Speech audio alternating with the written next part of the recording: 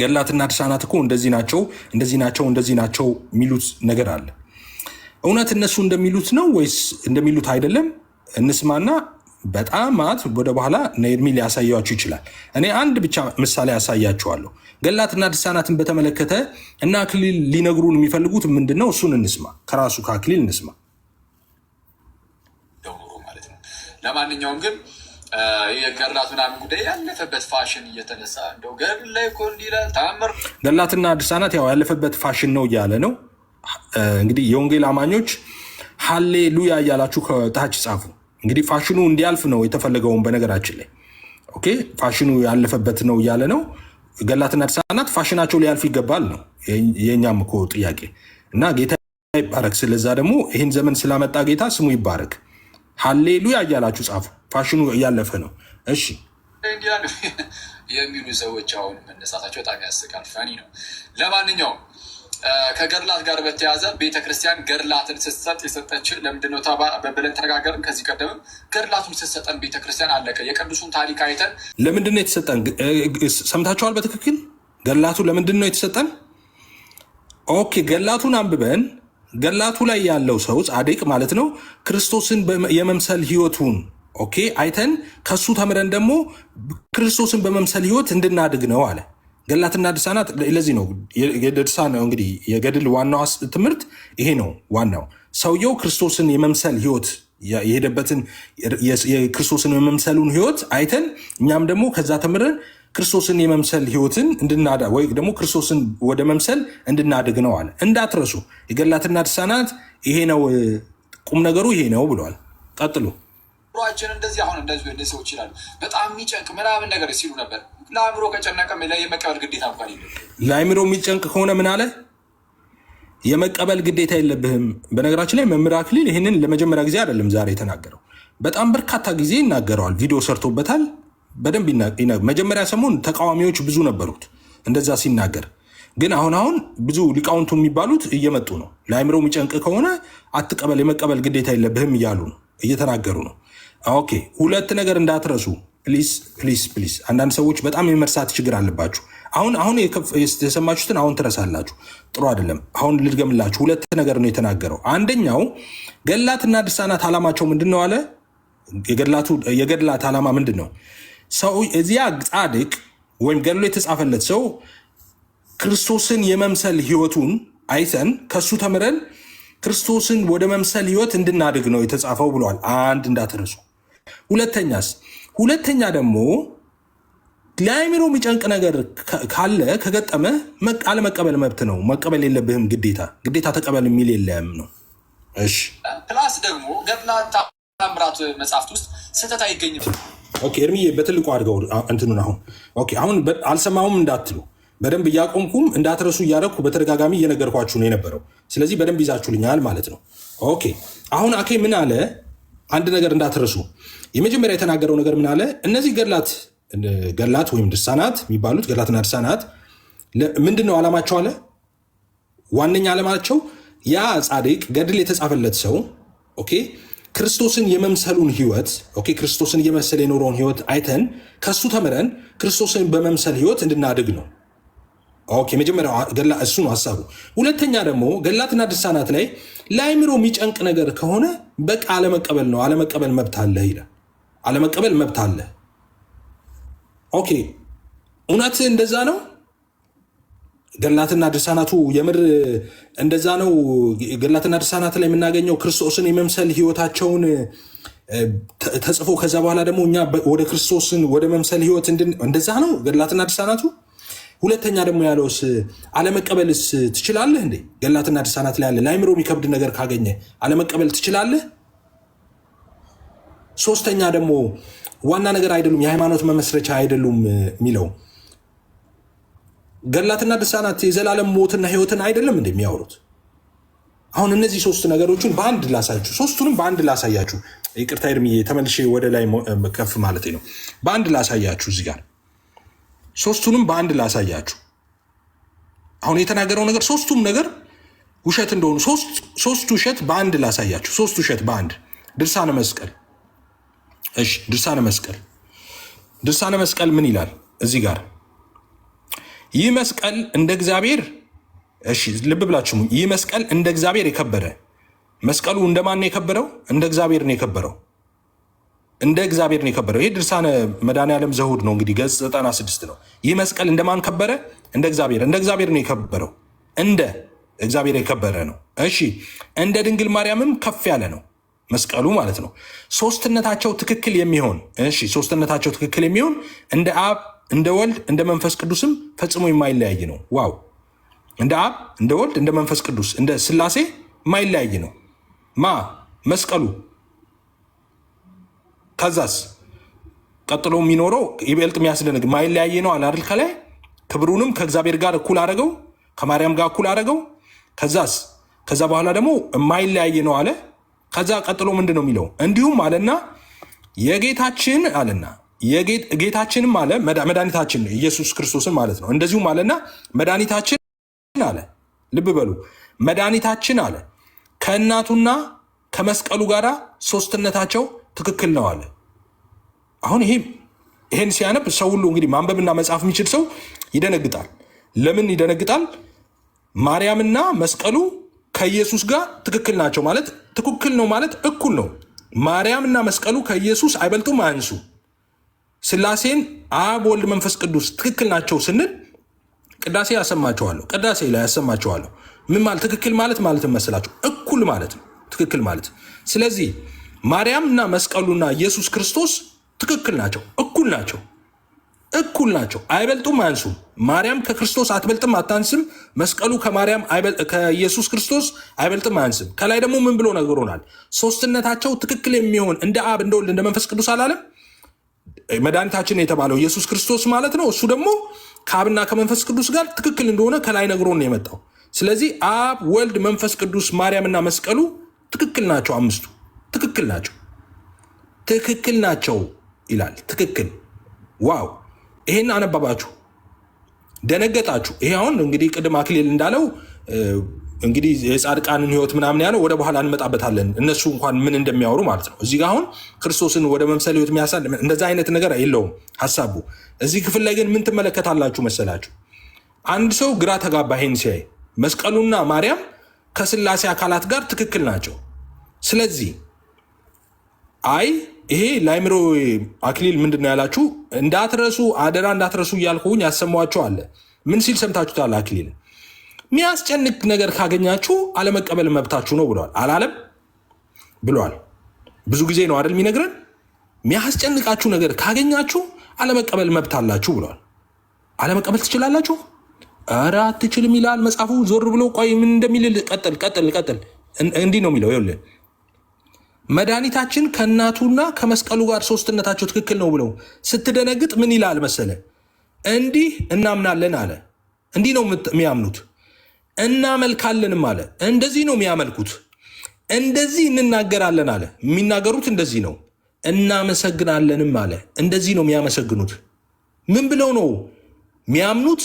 የሚያመልኩት፣ የሚናገሩትና የሚያመሰግኑት መስቀሉና ማርያም ከአብ ከወልድ ከመንፈስ ቅዱስ ጋር ትክክል ናቸው ብለው ነው የሚያምኑት። እኩል ናቸው ብለው ነው የሚያምኑት። የሚያምኑትም የሚያመልኩትም የሚናገሩትም የሚያመሰግኑትም እንደዛ ብለው ነው። ከዛስ ያለቀ መስሏችሁ ነው እንዴ? ኧረ አላለቀም። በደንብ ደንግጡ። አንዴ ከደነገጣችሁ አይቀር በደንብ ደንግጡ ብለው አይጨርስም። እሱ ጋር ምን ይላል መሰላችሁ? እንዲህ የሚያምን ይድናል። እንዴ አክሊል አለመቀበል ትችላላችሁ አላልክም እንዴ ቅድም? እንዲህ የሚያምን ነው ይድናል እኮ። እንዲህ የሚያምን ይድናል። ቀጥሎስ እንዲህ የማያምን ግን ይደየናል። እንዲህ የማያምን ምን ይላል? ይደየናል፣ ይፈረድበታል። እንዴ ቅድም የነገረንስ የሚጨንቅ ነገር ካገኛቸው አላለም እንዴ? ተዉት፣ አለመቀበል ትችላላችሁ አላለም እንዴ?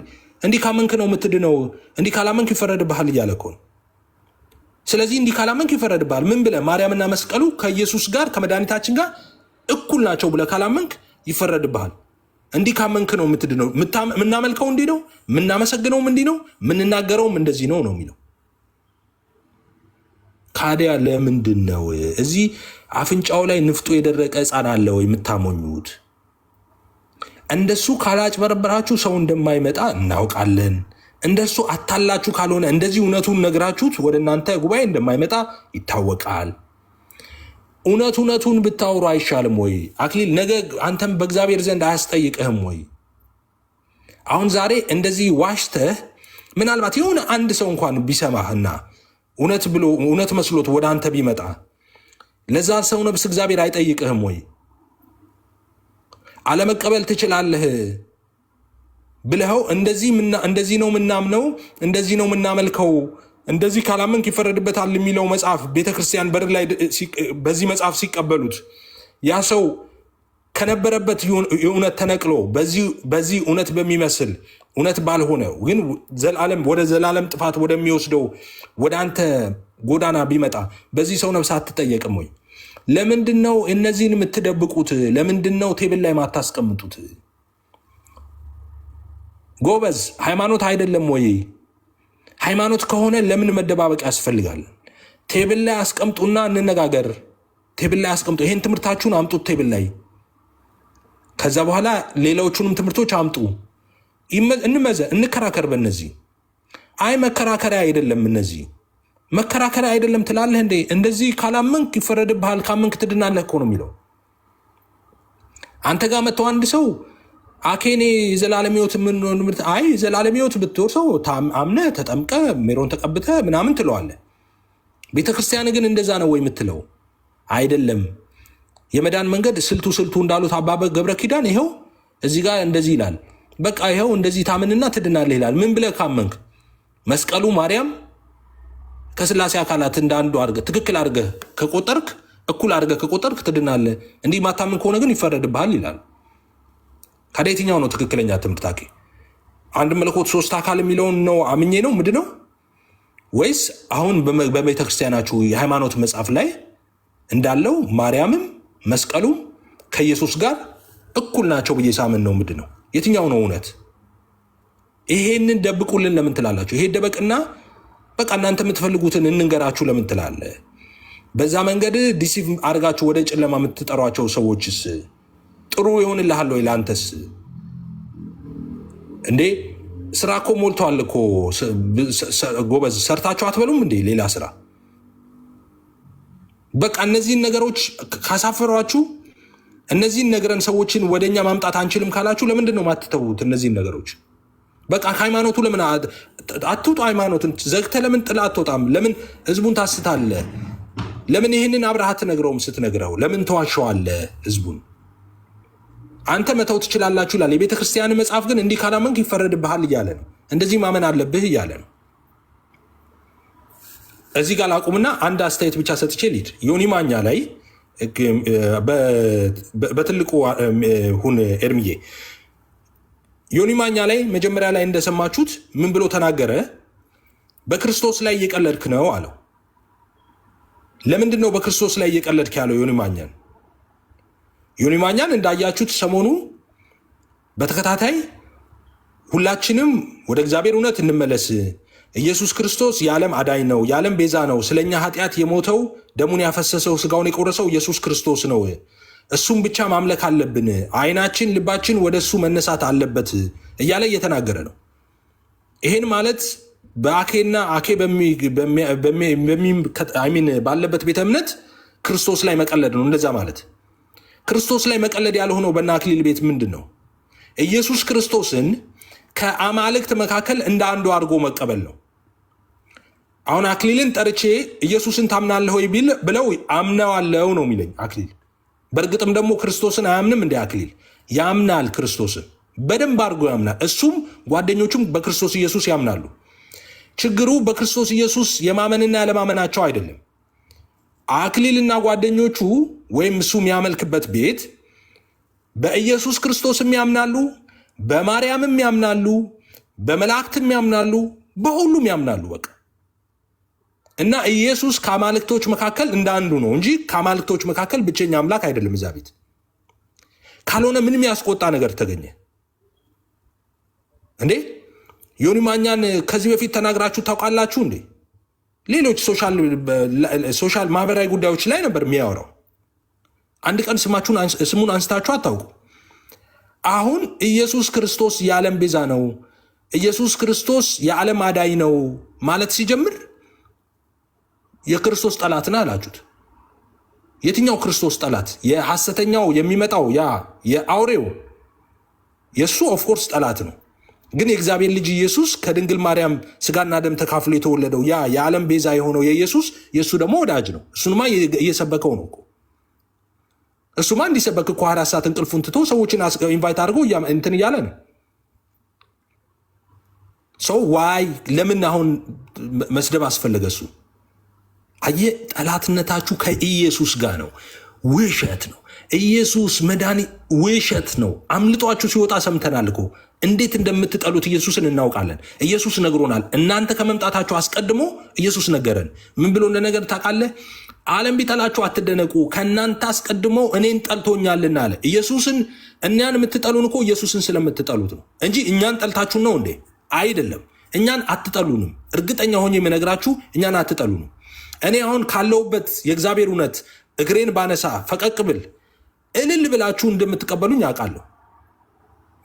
ኦፍኮርስ በቀይ ወጥ ጌታን ሸጠው የመጡትን ልጆች እንዴት ዘንባባ አንጥፋችሁ እንደተቀበላችሁ አይተናል እኮ። በፊት ግን ትሰድቧቸው ነበር። ለምንድን ነው የምትሰድቧቸው? ዛሬ ለምን እልል ብላችሁ ተቀበላችሁ? አያችሁ፣ እነሱን ትጠሏቸው የነበረው ኢየሱስን ስለምትጠሉት ነው። ኢየሱስን የሚወዱትን ትጠላላችሁ። ኢየሱስ የሚሉትን ታሳድዳላችሁ። ኢየሱስ የሚሉትን ትነቅፋላችሁ። ኢየሱስን የጣሉ ቀን ግን የእናንተ ወዳጅ ይሆናሉ። እናውቃለን። እኛ የኢየሱስ ወዳጅ መሆናችን ያቆመ ቀን የእናንተ ወዳጅ እንደምንሆን እናውቃለን። ምንድነው ክርክሩ? አሁን ዮኒ ማኛን ማንሳት ለምን አስፈልገ? በኢየሱስ ላይ በክርስቶስ ላይ እየቀለድክ ነው ማለት ለምን አስፈልገ?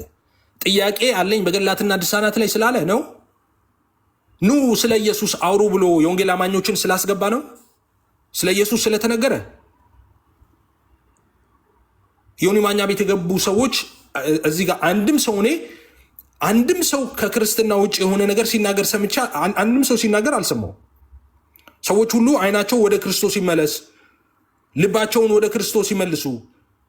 ዋናው እሱ ነው፣ አዳኙ እሱ ነው፣ ቤዛው እሱ ነው፣ የሞተልን እሱ ነው፣ የዓለም ምትክ እሱ ነው በተከታታይ እየገቡ ሲናገሩ የነበሩት። ለምን የዚህ እውነት ጠላት ሆናችሁ ትነሳል? ለምን? አየ እናውቃል። ጨለማ መንግስት አለ ከጀርባችሁ። አየ ኢየሱስን ትጠሉታላችሁ። ማስክ ነው። አየ ኢየሱስ ክርስቶስ ምናምን ብላችሁ የምትጠሩት ልክ ዴቭል እኮ እንደዛ እኮ ነው። ሰይጣን እኮ ኢየሱስን በ40 ቀን ወደ ምድረ በዳ ወሰደው ሊፈትነው ይላል አይደል? 40 ቀን እና ሌሊት ከጾመ በኋላ ከዛ በኋላ በነበረው ኮንቨርሴሽን እኮ ጥቅስ እያጣቀሰ ነበረ። ለምን? ሊጥለው እኮ ነው። ግን ጥቅስ የሚጠቅሰው የነበረው እናንተ የምትጠቅሱት ጥቅስ ሰዎችን ዲሲቭ ለማድረግ ነው። አያችሁ፣ ሰዎችን ወደ ጨለማ ነው፣ ወደ ሞት ነው የምትጠሩት። ካዲያ ለምንድን እኔን ለምን ትጠራኛለህ? እኔ አሁን የወንጌል አማኞችን ምን አርጉ ብላችሁ ነው የምትጠሩት? እኔን አሁን እዚህ ያለን የወንጌል አማኞች አለን ገስት ላይ ምን አርግ ነው የምትለኝ? አሁን እኔን ለምንድን ነው እኔን የምትጠራኝ? ወደ ብርሃንና የምትለኝ ምን እያልከኝ ነው? ኢየሱስ ጨለማ ነው እያልክ እኮ ነው። አየ ዴር ኢዝ ዴቪል ቢሃይንድ። አየ ሰይጣን ከጀርባቸው አለ እኮ ምንለው። ለዛ እኮ ነው። ወደ የትኛው ብርሃን ነው የምጠላኝ? እኔ በአብ በወልድ በመንፈስ ቅዱስ አንድ አምላክ አምናለሁ። በኢየሱስ ክርስቶስ አምናለሁ። እሱ ከስላሴ አካላት መካከል ቅድመ ዓለም በመለኮቱ ከአብ ተወልዶ ድህረ ዓለም ደግሞ ከድንግል ማርያም ስጋና ደም ተካፍሎ እንደተወለደ ስለ ሰው ልጆች ሁሉ ኃጢአት እንደሞተ ደሙን እንዳፈሰሰ ስጋው እንደቆረሰ እንደሞተ እንደተነሳ ወደ አባቱ እንዳደረገ ዳግመኛ እንደሚመጣ አምናለሁ። እነዚህ ወንድሞቼ በሙሉ ያምናሉ። የማንቀበለው የኢየሱስ ትምህርት የማንቀበለው የሐዋርያት ትምህርት አንድም የለም። ለምንድን ነው ወዴት ነው ኑ የምትሉን? ለምንድን ነው እኛን መጥራት የፈለጋችሁት? ካደ ወዴት ነው የምትጠሩን? ሁለት ኢየሱስ አለ እንዴ? እኛ ከተቀበልነው ኢየሱስ ውጭ ሌላ ኢየሱስ አለ እንዴ? አለ። አየህ፣ እናንተ ቤት አለ ማለት ነው። እናንተ ቤት አለ ማለት ነው። እኛ እንግዲህ ኢየሱስን ይዘናል። ኢየሱስን አውቀነዋል። ሕይወት ሆኖልናል። በስሙ ድነናል። ለምንድን ነው እኛን የምትጠሩን? ወዴት ነው የምትጠሩን? ምንድን ነው የምታስክዱን? ከዛ ከመጣን በኋላ በጣም ግልጽ ነው። ኢየሱስ ብቻ አትበሉ። አብ ወልድ መንፈስ ቅዱስ ብቻ አትበሉ። ስግደት፣ አምልኮ፣ ውዳሴ የሚገባው አብ ወልድ መንፈስ ቅዱስ ብቻ ነው አትበሉ። ኑና ለነጣጡስ ለነሚናስና ለነንትና ደግሞ ስገዱ። ለነሱ አጥኑ፣ እነሱን አንግሱ፣ በነሱ ስም ማሉ፣ በነሱ ተጠሩ ነው እግዚአብሔር አብ ወልድ መንፈስ ቅዱስ አንድ አምላክ ለምን ከአማልክት መካከል ብቸኛ ነው ትላላችሁ?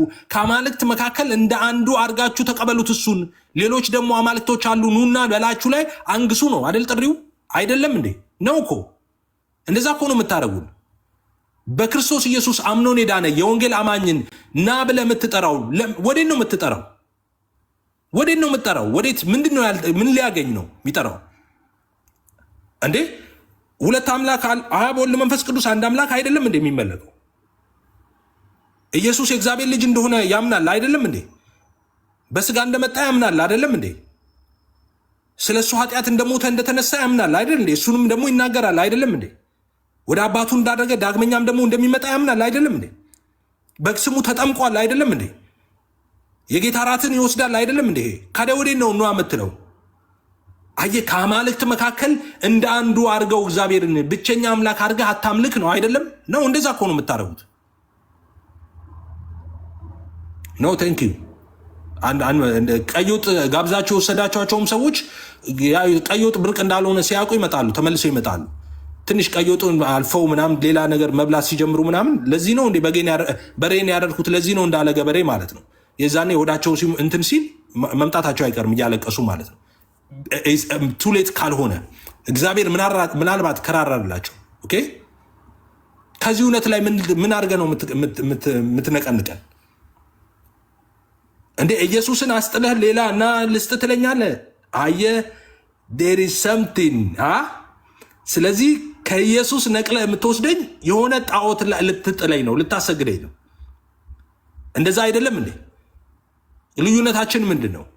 እኔ ጴንጤ የሆንኩት ደጋግሜ ተናግሬ ያለው እኔ ጴንጤ የሆንኩበት ሁለት ምክንያት የለኝም። እኔ ጴንጤዎች ጋር ህብረት የማደርገው ጴንጤ ሆኜ የቀረሁት በአንድ ምክንያት ነው። ሁለት ምክንያት የለኝም። ሶስት ምክንያት የለኝም። አንድ ምክንያት ነው ያለኝ፣ ጴንጤ የሆንኩበት ምክንያት፣ አንድ ብቻ ምክንያት። ለምንድን ነው ጴንጤ ሆንከው? ለምንድን ነው ከጴንጤ ማትወጣው ኤፍሬም ብትለኝ ምክንያቴ አንድ ነው። ሁለትም ሶስትም አራትም ምክንያት የለኝም። እዚህ ቤት ጴንጤዎች ቤት ንጉስና ባሪያ የተለየበት ቤት ነው። ንጉሱ ንጉስ ነው፣ ባሪያ ባሪያ ነው። እዚህ ቤት ንጉስ አብ ወልድ መንፈስ ቅዱስ አንድ አምላክ ይባላል። ከሱ ውጭስ እንዳለ ባሪያ ነው። ባሪያዎቹ ሁሉም ቦታቸውን ይዘዋል። እዚህ ቤት ንጉሱ ቦታውን ይዘዋል። ማንም ሊቀርበው በቅርበት ርቀት እንኳን መቆም አይችልም። እዚህ ቤት ጴንጤዎች ቤት ልዩነቱ እሱ ነው። ሌሎቹ ባሪያዎች ናቸው አልክ ኤፍሬም? የስ ባሪያዎች ናቸው። ሁሉም ፍጥረት ሁሉ የስ ሚካኤል ገብርኤልም፣ አዎ ሚካኤልና ገብርኤል ባሪያዎች ናቸው። እኔ ነኝ እንዲህ ያልኩት? መላኮች ራሳቸው እኮ ነው የመሰከሩት። ዮሐንስ ሊሰግድ ሲል ተጠንቀቅ፣ እኔ ባሪያ ነኝ እኮ አለው መልአኩ ራሱ። ባሪያ ነኝ ለእግዚአብሔር አለ። የጌታ እናት ማርያምስ ኤፍሬም? የጌታ እናት ማርያም ማለች እኮ ራሷን። አልሰማህም እንዴ? የባሪያይቱን ውርደት ተመልክታልና አለል እንዲ ያለችው። ሁሉም ባሪያ፣ ንጉስ አንድ አብ ወልድ መንፈስ ቅዱስ። አንተ የምትጠራኝ ለምንድን ነው? ና ኤፍሬም ና ወደዚህ። ወዴት?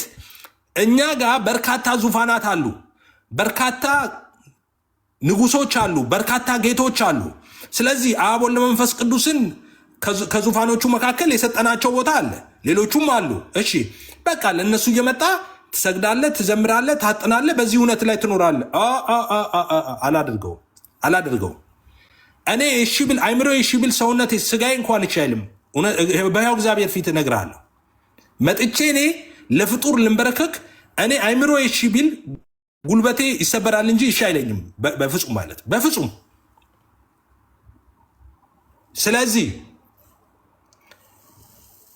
እናንተ በሞት በጨለማ በስራት ውስጥ ነው ያላችሁት። ክርስቶስን እናውቀዋለን ትላላችሁ። አዎ ክርስቶስን ታውቁታላችሁ፣ ሰይጣንም ክርስቶስን ያውቀዋል። መጣ ሆይ ልታጠፋን የእግዚአብሔር ልጅ ብለውታል። ዝም በሉ አላቸው። አውቀውታል።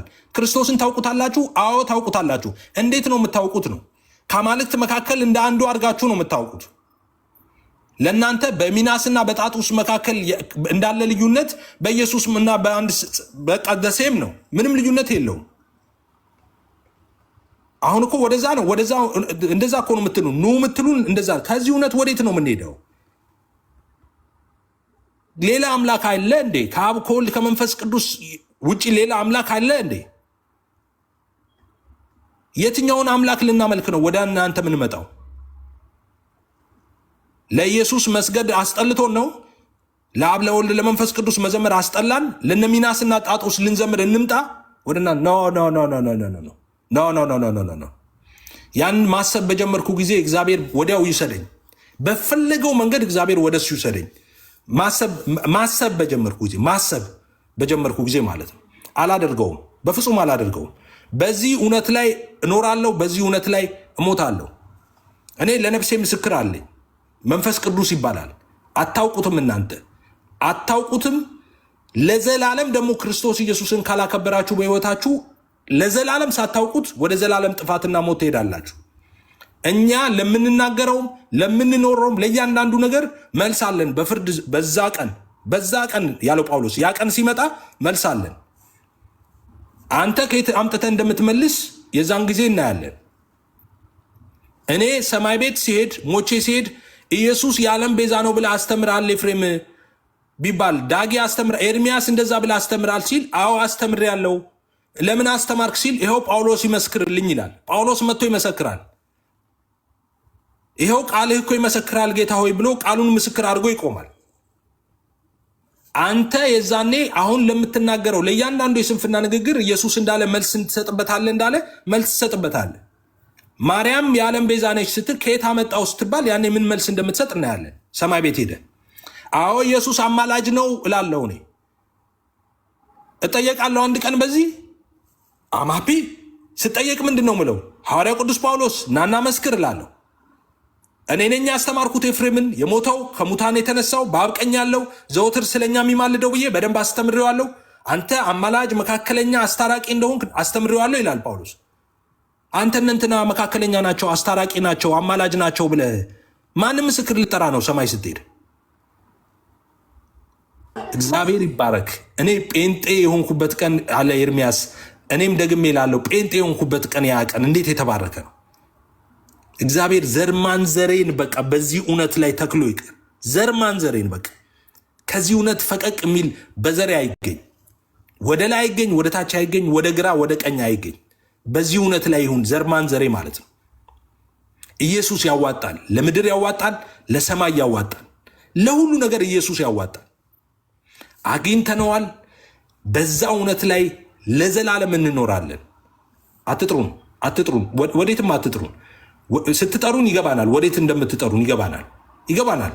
እኔ መኖሪያ ቤቴ ቁጭ ብዬ አንድ ሰው ከውጭ ከጠራኝ እና ወደ ቤትህ እንሂድ ካለኝ የት ሊያስገባኝ እንደሆነ አውቃለሁ። ወዴት ነው ወደ ቤት? እንዴ ቤት ተቀምጬ አንኳኩቶ ጠርቶኝ እና ወደ ቤት ነው መወስድህ ይባላል እንዴ? እንደዛ አይሆንም። አውቃለሁ። አውጥተህ ከቤት ስትወስደኝ የሆነ ቦታ ልትወስደኝ እንደሆነ ይገባኛል። እኔማ ቤቴ ነው ያለሁት እንዴ፣ ጌታ ባለበት በዛ ነው ያለሁት። እኛ የተከተልነው እውነት ትክክለኛነት የምናረጋግጠው አባቶች ካስተማሩን ብቻ ይመስልሃል እንዴ? የእግዚአብሔር እውነት ከነገረንም ብቻ እኮ እንደሱም እኮ አይደለም እኮ። ያ መንፈስ ከመንፈሳችን ጋር ይመሰክርልናል ይላል። እኔ እኮ ለቤዛ ቀን የታተምኩበት መንፈስ እሱ እኮ ምስክር እኮ ነው ለእኔ። ብሞት አሁን መንግስተ ሰማይ ገባለሁ ምለው ዝም ብለው የጎረምሳ ፉከራ ይመስልሃል እንዴ? አይደለም እባክህ። እንዳናንተ ደረቅ ፊደል አንብበን መተን እኮ አይደለም ምንጮኸው። መንፈስ ቅዱስ በውስጣችን አለ ይመሰክርልናል እያልኩ እኮ ነው። እኛ ጋር ክርስትና ሕያው ነው። እናንተን አላየንም እንዴ? መምህራኖቻችሁ ስንት መናፍቅ መለስኩኝ፣ ስንት አዳንኩኝ ምናምን የሚለው ሰውዬ ደገመብኝ፣ በግንባሬ ገባ፣ በአይኔ ገባ እያለ ሲንፈራፈር አላየንም እንዴ? አጋንንት ይዞት ሲንፈራፈር ነፃነት ያልወጡ ራሳቸው ነፃ አውጪዎች። እናንተ ጋር ኃይል የለውም ጉልበት። ቃሉ እውነት ነው፣ መንፈስ ነው፣ ህይወት ነው። እናንተ ጋር ግን ጉልበት የለውም። ለምን? አታውቁትማ፣ አልተቀበላችሁትም።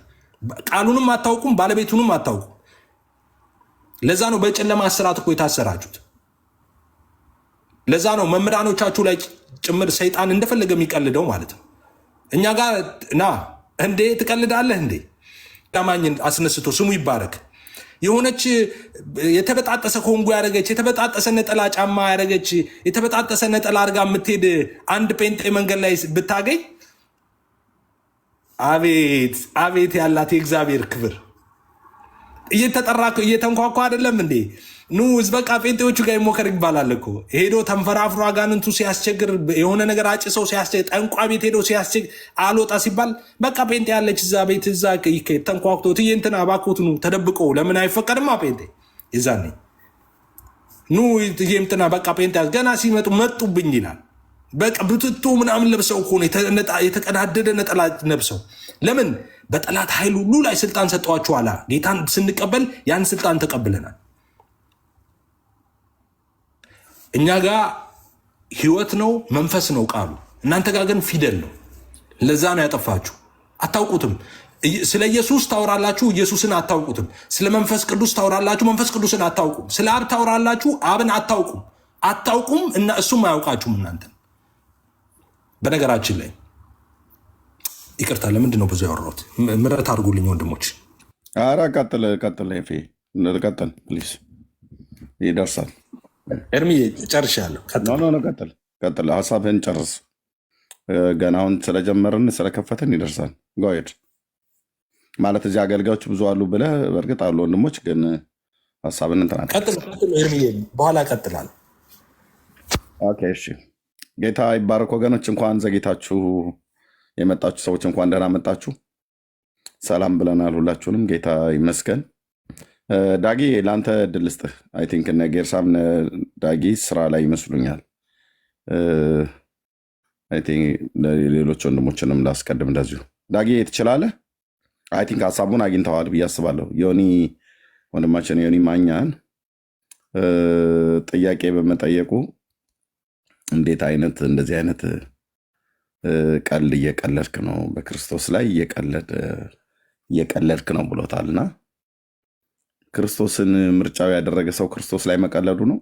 ክርስቶስ ያድናል ብሎ ማለት በክርስቶስ መታመን ወደ ክርስቶስ ጉያ ሊሄድ ነው። ጥያቄ ለጥያቄ መልስ የሚመጥን መልስ ማትሰጡኝ ከሆነ ብሎ በትህትና ነው የጠየቀው።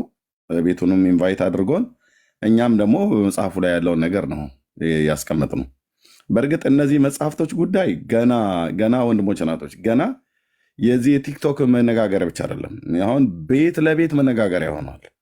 ይኸውላችሁ እኛ አሁን የምናየው እዚህ ኤፍሬምና አክሊለ ወይ ዳጊና እንትና ብሩክና እንትና በረከትና ደግሞ እንትና ተገናኝተው ዲቤት ተደራረጉ ነው። በየቤቱ ዲቤት አለ ብራዘር። ትንንሽ ዲቤቶች ተነስተዋል።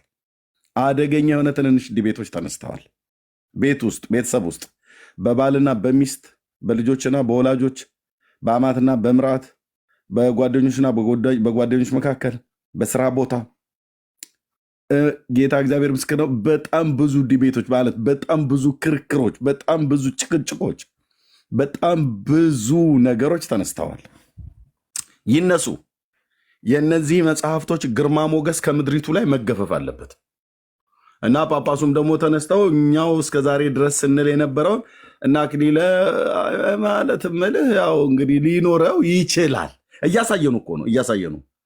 ታምረ ማርያም ታምር 110 ላይ ያለውን አይደል ኤፊ ቤት ይመስለኛል አግኝቸው አክሊለን ኤፊ ቤት ነው አግኝቸው። ኤርሚዬ ምረት አድርግልኝ። ኤርሚዬ ጌታን መቀበል እፈልጋለሁ አለ አንድ ሰው። ከፍ እናድርገውና ትጸልይለታለህ? ኧረ እንችላለን። የእውነት ነው ግን ይሆናል። ጌታን የምትቀበሉ አንዳንድ ጻፉ። ብዙ ሰዎች ይኖራሉ ብዬ አስባለሁ። ጌታን የምትቀበሉ ሰዎች፣ ጌታን መቀበል የምትፈልጉ ሰዎች አንዳንድ ቁጥር ጻፉ። በውስጥ ያጉኝን ወንድምነት፣ በውስጥ ያገኙን፣ በውስጥ ያገኙን 77 ቁጥር ለአንተ ወይ ለእኔ እዚሁ ይላሉ፣ እዚህ ገስት ላይ ይላሉ። አብዛኞቹ አገልጋዮች ስለሆኑ ይጻፉልን በውስጥ። እሺ ኮሜንቱን ያጠፋሁት እኔ ነኝ። እሺ ቀድሜ ስለነገርኳቸው አሁን እንዳይጽፉ ቀድሜ ያጠፋሁት እኔ ነኝ። ኮሜንቱን ያጠፋው እሺ እንዳይጽፉ። ይኸውላችሁ እንደዚህ አድርጉ፣ በውስጥ ጻፉ። እሺ በውስጥ ለእኛ አንዳንድ ቁጥር ወይ 7 ቁጥር በውስጥ በኩል ጻፉልን። እሺ አሁን ኮሜንት ላይ እንዳትጽፉ። እሺ አሁን አንዴ ስለተናገርኩ ትጽፋላችሁ ስላልኩ ለዛ ብዬ ነው ኮሜንት ያጠፋሁት። ከፍተዋለሁ ኮሜንቱን፣ አትጻፉ። እሺ ኮሜንት ላይ በውስጥ ግን አንዳንድ ቁጥር ጻፉልን። አንተም ጌታን መቀበል እፈልጋለሁ አስገቡኝ ያልከው ልጅ በውስጥ ጻፍልኝና በውስጥ እንጸልይልሃለን። እሺ 1 ቁጥር ጻፍ፣ 7 ቁጥር ጻፍ በውስጥ። ተባረኩ። እሺ አሁን ኮሜንቱን ከፍተዋለሁ፣ እንዳትጽፉ ኮሜንት ላይ። ኦኬ ተባረኩ እምነት። እሺ ስለዚህ ምንድነው ማት ሰው ነው እየጻፈ ያለው ሚትላካቸው ማት ሰው ነበር። አሁን ፔንት አይደል በተናደው ነው ብራዘር። ተዋቸው። እኛ መቼ ታውቂልን ሆን ሳይሰው ስለሆንክ ቶ ጻፉ ከፈለጋችሁ 7 ቁጥር 1 ቁጥር አጠልቅልቁት። ጉዳያችን አይደለም። እጅ እስኪዝል ድረስ ለምን አይጽፉም? ጻፉ ወገኖች። ጌታ ሊቀበሉ ነው እዚህ የጻፉት ብለን እኛ ምንም ከቁም ነገርም አንቆጥርም። የእናንተን ጽሁፍ አይተን እኛ እናውቃለን። ጌታን ለመቀበል የፈለጉ ሰዎች እናውቃለን። አሁን በቃ ብዙ ተደነጋግጠዋል እኮ በጣም ብዙ ነገር ነው የተመታባቸው ኦርቶዶክሳውያን ወገኖች። አንዱ አናፖሎጂ የሚባለው ባለፈው ሳምንት ላይ ምን አለ? በቃ ምንድን ነው እየተፈጠረ ያለው? ወዴት ነው እየሄድን ያለ ነው? አንደኛውን መለስን ብለን ስንል ሌላ ነገር ይመጣብናል። ሌላኛውን መለስን ስንል ደግሞ ሌላ ነገር ይመጣብናል። እና ወዴት እየሄድን ያለ ነው? እና አውት ኦፍ ዘ ቦክስ ማሰብ አለብን። ከዚህ ከተከለለው ውጭ ወጥተን ማሰብ አለብን። እየሆነብን ያለው ነገር በጣም አደጋ ነው እና አማኑም ደግሞ ባለፈው እኔ ስጋት አለኝ። እንግዲህ የላችሁም ወገኖቼ፣ ቆም ብለን ነው ማሰብ ያለብን። ለሃይማኖት መሪዎች ሁሉ ተናግሬያለሁኝ፣ መጽሐፍ ጽፌያለሁኝ። የቴዎሎጂ የቅድስት ሥላሴ መንፈሳዊ ኮሌጅ ምሩቅ ነኝ። ዲያቆን አማኑ ብፁዕ አቡነ ማርቆስ ምናሉ ደግሞ አዎ ልክ ነው፣ ትውልዱ እየጠፋ ነው። ይሄ ሁሉ ሊቃውንት እያለ ምድሪቱ በጨለማ በድቅድቅ ጨለማ ውስጥ ነው ያለኑ፣ ሞተናል፣ ትውልዳችን እየጠፋ ነው። ይሄው አሁን ስብሰባው ላይ ድቅድቅ ጨለማ ውስጥ ነው ያለችው ኦርቶዶክስ ብለው ማን የተናገረው? አንድ ግለሰብ አንድ ቲክቶክ ላይ የሚሯሯጥ ጎረምሳ አይደለም የተናገረው። ማን የተናገረው? የኢትዮጵያ ኦርቶዶክስ ተዋሕዶ ቤተክርስቲያን ስብከተ ወንጌል ኃላፊ፣ የሐዋርያት ተልእኮ መምሪያ ኃላፊ የሆኑት ብፁዕነታቸው ብፁዕ አቡነ ማርቆስ ምን አሉ? ይሄ ሁሉ ሊቃውንት እያለ ትውልዳችን እየጠፋ ነው። ቅዳሴና ማህሌት ቆመን ቅዳሴ ቀድሰን ማህሌት ቆመን የቤተክርስቲያኒቱ ሁሉና የሚቀጥል ይመስላችኋል? በጥያቄ ምልክት ሊቃውንቱ ፊት ይመስላችኋል? ማነው ዘወንጌል የሚባል ደግሞ እዚህኛ ጋር ቲክቶክ ላይ እኔ ዛሬ 3 ዓመት በመጣሁበት ሰዓት ላይ ያገለግል የነበረ እንደዚህ እንደሚባለው አይደለም አለ። ብፁዓን ሊቃነ ጳጳሳት ፊት ቀርቦ ክስ ቪዲዮ አለኝ እጄ ላይ ሁሉ እንደዚህ እንደሚባለው አይደለም። በጣም ብዙ ወጣት ማተሙን እየፈታ እየሄደ ነው። አባቶች ለምንድነው ዝም የምትሉት? ለምንድን ነው ግን ዝም የሚባልበት ምክንያት? ባዶ መቅረት አይሆንም ወይ ብሏል። ባዶ መቅረት አይሆንም ወይ? እስቲ የትኛው ፓስተር አሁን ሰግቶ ኧረ ተው ባካችሁ፣ ኤፍሬም ዘማሪ ዳጊ ባካችሁ ዝም አትበሉ ካህን ጌርሳም ለምንድን ነው ግን የምትሉት? በቃ ጴንጤነት ባዶነት ልንቀር አይደል ወይ? ቸርቹ ባዶ ሊቀር አይደለም ወይ? ምክንያቱ ሰው ሁሉ እየሄደብን ነው ብሎ የሚል እንደዚህ አይነት ስጋት አለ? የለም። እኛ አንፈራም፣ አንኮራም፣ ወንጌል እንሰብካለን። ቀደም ፍዬ እንዳለው የተባረከው ተስፋችን ጌታ መንፈስ ቅዱስ በእኛ ውስጥ ስላለ ወንጌሉን ያጻፈው ጌታ በእኛ ውስጥ ሆኖ ወንጌሉን እንድንሰብክ አቅምና ጉልበት ሆኖ ሰጥቶን በተሰባበረ አማርኛ ሰብከን ኢየሱስ ያድናል ብለን የታላላቆች ሰዎች ልብ ይነካል በጌታ ፍቅር። እምን ውስጥ ነበርኩ እኮ ይላሉ። ልክ ከእንቅልፍ እንደሚነቃ ሰው እኮ ነው የሚነቁት። እና እምን ውስጥ ነበርኩኝ? ምንድነው እየተካሄደ ያለው? ለዚህ እኮ ነው አየህ፣ እኛ እነሱ ቤት ሄዳችሁ አትስሙ አንልም። እነሱ ቤት ሲከፍቱ ሄዳችሁ አትስሙ፣ ባካችሁ ጴንጤዎች ወደ ኦርቶዶክስ ቤት አትሂዱ ብለን አንልም። እንዳትገቡ፣ የኤርሚያስን ቤት ካገኛችሁት ስክሮል አድርጉ። ስንት ጊዜ ነው ካህናቱ ውግዘት ያስተላለፉት በየቲክቶኩ እየዞሩ? አክሊለ እንኳን ራሱ ካቀሙ የእሱን ቤት ስታገኙ ስክሮል አድርጋችሁ ለፈዋሉ። ዋይ ለምን የኔ ቤት ስክሮል የምታደርገው? ለምን የኔ ቤት ስክሮል? እኔ አሁን አክሊለ ጋር እንዳትገቡ ስክሮል አድርጋችሁ ለፉ። ሼም ነው ሼም። እንደዚህ ኤርሚያስ ቢል ማፈሪያ ነው የሚባለው። ኤርሚያስ እንዴ ማፈሪያ ነው። ምክንያቱስ ምንም አንድ የደብተራ ውላጅ ልጅ ምንም ተናግሮ ምንም እንደማያመጣ ስለማቅ፣ እውነቴን ነው የምልህ። ምንም ተናግሮ መጽሐፍ ቅዱስ እውቀትና የመጽሐፍ ቅዱስ መረዳት ጌታ ኢየሱስ ክርስቶስን በሕይወቱ አምኖ የተቀበለን በአለቱ ላይ የተመሰረተን ሰው ምንም ሊያመጣ እንደማይችል ስለምናቅ፣ ኦርቶዶክሳውያን አሁን የቱ ጋር ነው ወንጌል ሰብከው? ስንት ሰው ነው ጌታ የተቀበለው? እስቲ አክሊለ ባለበት ኤፍሬምና አክሊለ ወይኔና አክሊለ የስብከተ ወንጌል ጊዜ ይሰጠን። 45 ደቂቃ አንዳንድ ሰዓት ስበኩ ተብሎ እንባል። በአንድ ቤት ላይ በአንድ ገስት ላይ ተቀምጠን በላሁን እንግዲህ ደቂቃ እያዝልሃል። እስካሁን እንደውም በፉክክር ዲቤት ነው አይደል? ጭቅጭቅ ክርክር ነው አይደል? እስቲ አሁን ስብከት አድርጉት። በስብከት በስብከት ተብሎ ህዝቡ ሁሉም ሰው ባለበት ማለት ነው። የስብከት ጊዜ እስቲ ይሁን እመኑ። አያደርጉትም እንዴ! ኧረ እንዴ ምን ነካ? እንደዚህ አይነት ጥሪማ አትቀበል ነው የሚሉት። እንደዚህ አይነት ጥሪ አትቀበል አኬ እንደዚህ አይነት ጥሪ አትቀበል። ኤፍሬም ይስበክ ብለህ ትላለህ እንደ አንተ። የህዝባችን እንደምታውቀው መጽሐፍ ቅዱስ አያውቅም። እነሱ ደግሞ ያው ሲናገሩ መንፈስ አለባቸው ይለዋል። መንፈስ አለባቸው ሲናገሩ እነሱ መንፈስ አለባቸው። ልክ እኮ ነው። መንፈስ አለባቸው እኮ ይላሉ። እውነት እኮ ነው። መንፈሱ እነሱ እርኩስ መንፈስ ይበሉት እንጂ የተባረከው መንፈስ እንዳለብን እኮ በደንብ ነው የሚያስታውቀው። እስኪ እናቱ የወለደችው ኦርቶዶክሳዊ የስብከት ጊዜ እኔ አሁን አንድ የኦርቶዶክስ ጥሩ ሰባኪ ነው ብትሉትን ጥሩ አንድ ሰው አስወርጄ እዚህ እንዲሰብክ እፈቅዳለሁ። እዚያ 2000 እዚህ ያለን ጴንጤ ሲሰብኮ ልቡን በእግዚአብሔር ቃል አሸፍቶት ይዞት ይሄድ። እስኪ በማፍቅር በነ ጣጡስ በነ ሚናስ ባለ ግመሉ ሚናስ ባለ ጃርቱ እንትኑ ምናም ነገር የሚባሉት ብቻ መተህ እስኪ ንገር። አቡነ እንትና እማሆይ እንትና ብለህ የፈለከውን ተናገር። የሰማይ የምድሩ የነበሩት ያሉት የሚመጡት ብለህ ገና አዳዲስ የሚወለዱት በማፀን ውስጥ ያሉ አሉ ገና ታቦት ሊቀረጽላቸው ያሉ ማለት ነው። እነሱን ሁሉ ስበክ እና እስኪ የጴንጤ ልብ ከአሁን ካለበት አቋም ከአለቱ ከክርስቶስ ላይ አውርደህ ይዘህ ሂድ እስኪ። ለእኛም ግን ይዛቸውን ያህል ደግሞ ይበጨቀልን ሰዓት ማለት ነው 45 ደቂቃ ይሰጠን። እውነቴ ነው።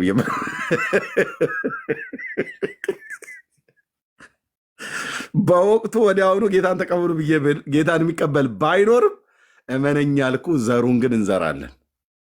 በል እንግዲህ ኤፊ ቀጥል ብዬ ደወል ብደውል በ45 ደቂቃ ውስጥ ወይ ብሩኬ በል እንግዲህ አሁን ያዝልኝ እንግዲህ ያዝ ማሜ በል አሁን እንግዲህ ስብከተ ወንጌል ነው ስበክ ብዬ ብል በ45 ደቂቃ ውስጥ በጣም ብዙ ሺህ ትውልድ ውስጥ እውነተኛውን የጽድቅን ቃል እንዘራለን።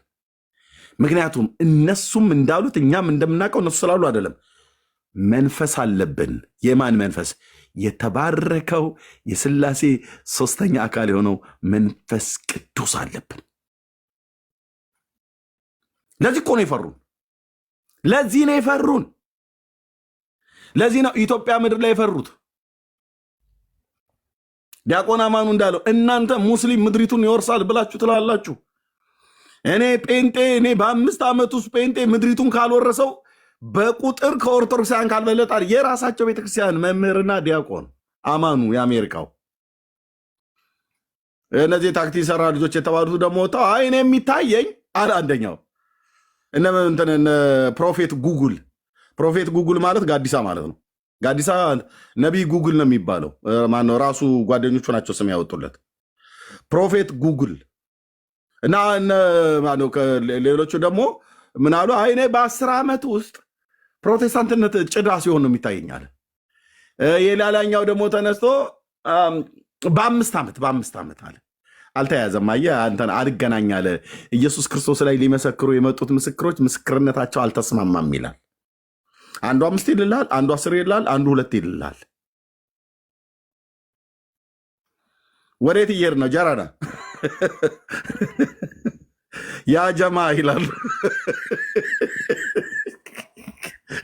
ወዴት እየሄድ ጴንጤ ለትንቢት እንኳን ራሱ እኮ አላመቻላቸው ለማለት ትንቢት ብዬ ልበላቸው ለሟርታቸው እንኳን አላመቻለ ህዝብ። አንዱ 2 ይላል፣ አንዱ 5 ይላል፣ አንዱ 10 ይላል። ማለት ይጠፋሉ። ሐኪም የተባለው ፀጉሩን እያሸ እንደዚህ ወርታች እየለጠጠ እየጎተተ እኔ ፕሮቴስታንትነት ቢጠፋ አላለም።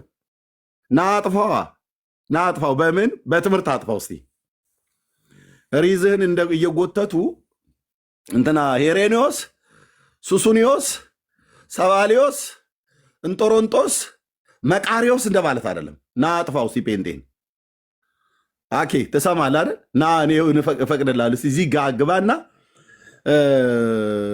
አንተም ሰውን ይዘው መተህ 45 ደቂቃ ስብከተ ወንጌል ይሰጥ። እስቲ የኦርቶዶክሳውያን አሰባበክ ለዛችሁን እስኪ ያሳዩን እና በስብከታችሁ ሰዎች ልባቸው ተነክተው ለክርስቶስ ሲማረክ እኒና ጴንጤ ሁሉ በሙሉ እስኪ ሂድ ከኛ ጋር 45 ደቂቃ ለኤፍሬም ሰጠዋለሁ ወይ ለብሩኬ ሰጠዋለሁ። አታደርጓትም አታደርጓትም አታደርጓትም። እነሱን መስማት እኮ ነው የሚባለው። ወንድሞች እናቶቼ ተው እንጂ ጴንጤን መስማት አደጋው የከፋ ነው። መዘዙ በጣም የከፋ ነው። እነሱን ሰማህ ማለት ሰዎቹ ብቻቸውን አይደሉም። ይኸውልህ አንደኛ መጽሐፍ ቅዱስን በጣም ነው የሚያነቡት። የእኛ እኮ ኦርቶዶክሳውያን እኮ መጽሐፍ ቅዱስ አያነብም እኮ እያሉ እኮ ነው የሚያላዝኑት። ጴንጤዎቹ መጽሐፍ ቅዱስ በጣም ነው የሚያነቡት ነው የሚሉት። የጦጣን ልጅ በዛፍ የመናፍቃንን ልጅ በመጽሐፍ ማን ይችለዋል ብላችሁ ነው። ህዝባችን መጽሐፍ ቅዱስ አያነብም ነው ያሉት። የራሳቸው ጳጳሳት፣ የራሳቸው ምዕመናን፣ የራሳቸው መምህራን እና መጽሐፍ ቅዱስ አንብቦ የማያውቅ ትውልድ በምን አቅሙ ነው መጥቶ ከጴንጤ ጋር ሰብኮ እንዳልኩ በቀይ ወጥና ባልጫ የተባለ ትውልድ የሄደው እሱ ሊሄድ ይችላል። እንደዛ አይነት አሁንም አይጠፋም። እኔ ባለፈውም ተናግሬያለሁ። እንደዚህ ቀይ ወጥ ቅልጥም ምናምን ነገር እንደዚህ የምትፈልጉ ሰዎች በቃ አንድ ሁለት ከገዙላችሁ የምትሄዱ ሰዎች ውልቅ ነው ማለት ያለባችሁ። ድጋሚ እዚህ ሶሻል ሚዲያ ላይ ወንጌል ሰብካችሁና ወይ ደግሞ መንገድ ላይ አግኝተናችሁ ወንጌል ሰብካናችሁ በክርስቶስ ኢየሱስ እውነተኛ አነካክ ስትነኩ ትመጣላችሁ። ግን ያውቃሉ የእግዚአብሔር ሕዝብ ምን ያህል የእግዚአብሔር ቃል ያድግ ያሸንፍ ይበዛም ነበር እኮ ነው የሚለው። እነ ጴጥሮስን እኮ ይፈሯቸው ነበር ነው የሚል ብለው መጽሐፍ ቅዱስ ኢየሩሳሌም ላይ። ቀያፋ ጴጥሮስን ይፈራል እንዴ? አይ ሊፈራው ይገባል። ቀያፋ አዎ ቀያፋ ኤርሚያስ ጥምጥም የጠመጠመው የአይሁድ ሊቀ ካህን ጴጥሮስን ይፈራው ነበር። አዎ በምን ነበር የሚፈራው? የቀያፋ ንግግርና የጴጥሮስ ንግግር አንድ አይነት አይደለም። በህዝብ ዘንድ ያለው ተሰሚነት የሚታወቀው ቀያፋ ነው። የአይሁድ ህዝብ በሙሉ አጨብጭቦ እራሱ ጴጥሮስ አጨብጭቦ ሊቀ ካህን መሆኑን የቀያፋ ሊቀ ካህንነት ድናይ አያደርገውም። ጴጥሮስ ራሱ ጴጥሮስ ቀያፋ ሊቀ ካህን እንዲህ ብሎ ቢለው አዎ እንዴ እሳቸው ነው ብሎ የሚለው አክብሮ። ምክንያቱም የህዝብ በእግዚአብሔር ህግ በቶራው መሰረት ሊቀ ካህን ነው። ግን ተናገሩ ተብለው ቢባሉ ሁለቱም ግን ያውቃል። አንድ ቀን እኮ በአንድ ቀን ውስጥ እንኳን ሙሉ ቀን የዋለ አይመስለኝም። በአንድ ቀን ውስጥ የተወሰነች እኮ ሰዓት እኮ ነው ተናግሮ ከምዕራፍ 2 ከቁጥር 22 እስከ 37 ላይ ባለው ድረስ ስብከተ ወንጌል 15 ደቂቃ 15 ቁጥር የምታክል ስብከተ ወንጌል አጥር ምጥን ክሽን ያለች ስለ ኢየሱስ ክርስቶስ ሰብኮ ሰዎቹ ልባቸው በሙሉ አልተነካም። 3000 ሰው ልብ ተነክቶ ቀያፋ እኮ 3 ዓመት ተናግሮ ሰው ልቡ አይነካም። ልዩነታችን መንፈስ ቅዱስ ነው። ስለ ወንድሜ ይንጫጫቶ አልኩ ይሯሯጥ ደንታ አይደለም። እስላም በለው ቡዳ በለው ሂንዱዝም በለው ኦርቶዶክስ በለው ካቶሊክ በለው እኔ ጉዳይ አይደለም። ጆቫ ዊትነስ ኦንሊ ጂሰስ ጉዳይ አይደለም። ከኛ ጋር ያለው ከነሱ ውስጥ ካለው ይበልጣል ብሎ የሚለው እዚህ ነው ጉዳዩ። ብራዘር የተወሰነች ደቂቃ ሰብኮ 3000 ሰው እግዚኦ 3000 ሰው ከይሁዲ እምነት ወደ ክራይስት ማለት ነው። ልባቸው ታየ። ጴጥሮስ ሲናገር የሰው ልብ እንዲነካ የሚያደርግ ቃል በእግዚአብሔር መንፈስ ቅዱስ የተሞላ ሰው ስለሆነ ይናገራል። የአንዳቸውንም እኮ ልብህን እኮ አይነኩም ሃይማኖተኞች ሰዎች። በስመ አብ ወወልድ ወመንፈስ ቅዱስ አሐዱ አምላክ አሜን ካለ በኋላ ዛሬ በዚህች ዕለት ብፁዕ አቡነ ገሪማ ከእናታቸው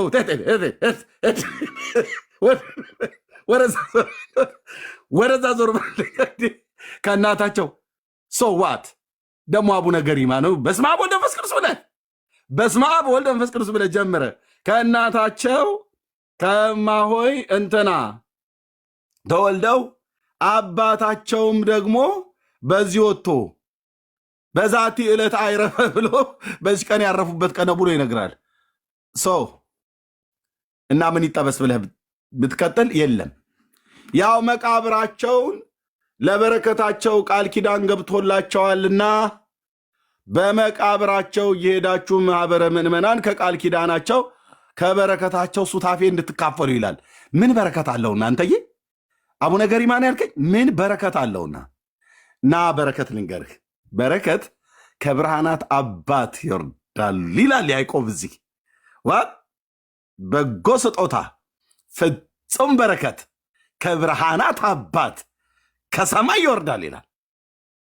ከአብ ዘንድ ማለት ነው። ያዕቆብ በመልእክቱ መቃብራቸው ጋር ሄዳችሁ በመቃብራቸው 100 ሜትር ቆሞ የጸለየ የ80 ዓመቱ በደልና ኃጢአቱ ይሰረይለታል እና ያው ጭኳንታ ተከራይታችሁ ባንዲራ ለጥፋችሁ ሆይ ያላችሁ እንትን ምንድነው መንፈሳዊ ቱር አድርጉ ነው ጉዞ። ባዶ ጀሪካችንን አንጠልጥለን እዛ ደግሞ ዘግነን የምናመጣው አፈር እመት የሚባል አለ። ለሱ ደግሞ እንትን ፌስታል ይዘን ኩርቱ ፌስታል ሄድን እኮ ወንድምዬ፣ እውነቴን እኮ ብይምልህ እዚህ የምታየው ነው የሚያወራው ሰውዬ እንደ ኢዮብ መጽሐፍ ምዕራፍ 1 ላይ እንዳለው ሰይጣን ገዳም ለገዳም ስንዞር የአቅሜን ያህል አሉ። የብሩኬን ያህል ባልዞርም ግን የአቅሜን ያህል ስዞር ነበር አልኩ። ኢየሱስ ነው እረኛዬ፣ የነፍሴ ጠባቂ፣ ከመቅበዘዜ ያሳርፈኝ እና እንደዚህ ብሎ የሚጀምሩት በቃ ስብከታቸው ላይ ነው። የአቡነ ገሪማ ሲገርም በሚቀጥለው ጊዜ ላይ ስለ ኢየሱስ ንጹህ ወንጌል ይነግረኛል ብትል አታገኝም። ንጹህ ወንጌል እዛ ቤት ንጹህ ወንጌል አታገኝም።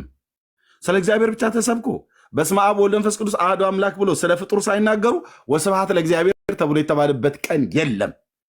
ስምን ለማጠልሸት አይደለም የምናገረው። በቤቱ ያደግን በቤቱ እናገለግል የነበር ሰዎች ነን። ወስብሐት ለእግዚአብሔር አይሉ በስመ አብ ወወልድ ወመንፈስ ቅዱስ አሐዱ አምላክ ብሎ ከጨረሰ እንኳን ባለ ጸሎቱ ላይ ወስብሐት ለእግዚአብሔር ወለወላዲቱ ድንግል ወለመስቀሉ ክቡር ነው ብሎ የሚለው ዞር ታረጋለህ። አትለጥፍም፣ አትደርብም፣ አትሰፋም። ወስብሐት ለእግዚአብሔር ወለወላዲቱ ድንግል ወለመስቀሉ ክቡር የሚባል እንዲህ አይነት የሰላምታ መዝጊያ የለም። እናስ ፒውር ወንጌል ከፈለክ ናኛ ጋር የት ጴንጤዎቹ ጋር ናልኩ። በእግዚአብሔር ጀምረን በእግዚአብሔር ነው የምንጨርሰው። ይገርማችኋል። የውላችሁ በሙሉ ወንጌል እና በመሰረተ ክርስቶስ ቤተክርስቲያን የነበሩ አባት ዛሬ ያረፉበት ቀን ነው። እርፈታቸው ላይ ባረፉበት ቀን ቃል ኪዳን ገብቶላቸዋል ፓስተር እንትና ጌታ እና በቃል ኪዳታቸው የታመነ የተማመነ የተማጸነ የተመጻጸነ ብሎ የሚል እንቶ ፈንቶ በእኛ በወንጌላውያን አብያተ ክርስቲያናት መድረክ ላይ የሚሰብክ ካለ ከዛው ከመድረኩ ላይ አንቀን ነው የምናወርደው። ማይኩና ሰውየውን እንለያየውና ቁጭ እናደርገዋል። ወደ ጓሮ ወስደን ገስጸኑ የሚጸለይለት ከሆነ ይጸለይለታል። እዚህ እንትና ሞቱ የእንትና የእርፈታቸው ቀን እና ደግሞ የእሳቸውን ያረፉበት ቀን ያከበረ የጻፈ ያጻፈ የደጎሰ ያስደጎሰ የሚባል ነገር የለም። ደስ የሚለኝ በቃ ፒውር እግዚአብሔር ብቻ ኤዳ ትላለች የኔ እናት። እንዴት ያምራል አንተ! እንዴት ደስ ይላል ጴንጤነት! እንዴት ደስ ይላል የእግዚአብሔር ሕዝብ! የለም አዳኝማ እግዚአብሔር፣ ቤዛ እግዚአብሔር፣ መድኃኒት እግዚአብሔር፣ አባት እግዚአብሔር፣ ተስፋ እግዚአብሔር፣ መመኪያ እግዚአብሔር፣ አምባ እግዚአብሔር፣ የዘላለም መኖሪያ እግዚአብሔር፣ ትምክት በእግዚአብሔር፣ ሕይወት በእግዚአብሔር፣ መድኃኒት እግዚአብሔር። በቃ ሌላ የላችሁም። የለምም አይኖርም።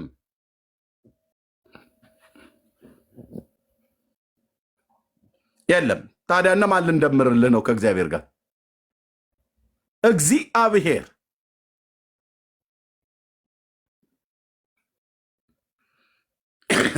ለዚህ ነው ሰው በክርስቶስ ኢየሱስ ለማመን ሲወስን፣ አሁን ወንድማችን ዮኒ እንዳለው ጥያቄ አለኝ እና ጥያቄ እንድትመልሱልኝ፣ ኤፊ ስለተናገረው አልደጋገመውም፣ እንድትመልሱልኝ ጥያቄ እናቀርባለናል። ገድላት ድርሳናቱ ላይ ያለውን ጥያቄ አቀረብን።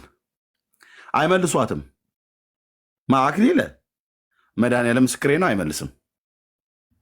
ቀስ ብለን እናውጋ ብራዘርዬ፣ አይመልሰውም። እንኳን እሱ አይደለም ሊቃውንት እኮ የተባሉት አልመለሱትም። ታዲያ ምንድን ነው ያሉት? ይሰብሰብ ብለዋል። ደግሞ ከኤርምያስ ጋር ያለውም ይምጣ ብለው እንዳይሉ አልሰጥም አልሰጥም። ስብሰባ እንኳን የሚሰበስቡ ከሆነ እኔ ጋ የመጡትን አልሰጥም። ወገኖቼ በዓለም ዙሪያ ያላችሁ በገንዘብ የገዛችሁልኝ አልሰጥም። ያርሙታልን ብዬ እኔ ተስፋ አላደርግም። እኛ ዋናው መጽሐፉ ታረመ አልታረመ አይደለም። አረም ምኑ ይታረማል? አረም ይታረማል እንዴ? እንደኔ ገጠር ያደጋችሁ ገበሬ የሆናችሁ ሰዎች ካላችሁ አረም አይታረምም። እህል ነው የሚታረመው። ስንዴ፣ በቆሎ፣ ማሽላ እንደዚህ ምናምን ነገር የሚታረመው እንጂ አረም አይታረምም። ገድልና ድርሳን ማለት አረም ማለት ነው። አረምን ምኑን ታርመዋለን? ህሊናችሁ የከበዳውን ቦታ ዝለሉት አለን። ስንቱን ዘለን እንጨርሰዋለን? አኬ ታምረ ማርያም እኔ 111 ታምር ካለ ውስጥ 97ቱን እንዴት ዘልዬ 97ቱ ስህተት ነው። 97ቱ ታምር ሌላ እውነት ነው እያልኩ ብዬ ባልንም 97ቱ ግን ቀጥታ ከመጽሐፍ ቅዱስ ጋር ይጋጫል። ይሄንን አንተ አይደለም በባለፉት የተሰበሰቡት ሊቃውንት ፊቴ ቀርበው እውነት አያረጉትም።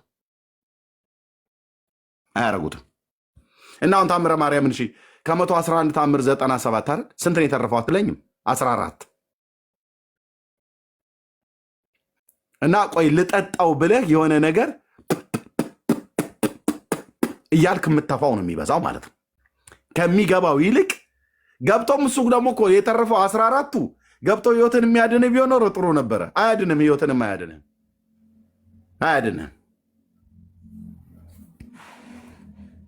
እኔ ምን ያደርግልኛል? ይሄ ሁሉ ኮተት መጽሐፍ እንትን መቃብራቸውን መጽሐፍ ቅዱስ ሌላ ባይጻፍ ኤፌሶን መልእክት ብቻ 6ቱ ምዕራፍ ቢጻፍ በቂ ከበቂ በላይ ነው። በቂ ከበቂ በላይ የኤፌሶን መልእክት ብቻ። ሌላው እንደው 65ቱን ብተው የኤፌሶን መልእክት ብቻ እንኳን ቢጻፍ በቂ ነው። ወይ ደግሞ የዮሐንስ ወንጌል ብቻ ከወንጌሉ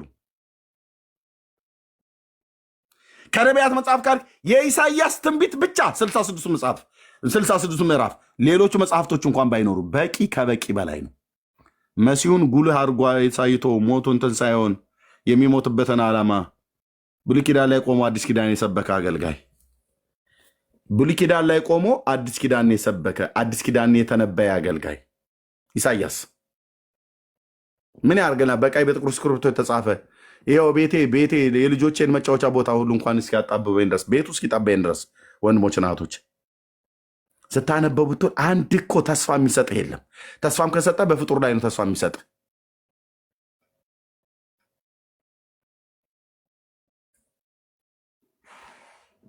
አጽማቸው ባረፈበት ሄዶ የተቀበረ ይላል እና እሱ አይደለም 22 ትውልዱ ይማራል ይላል።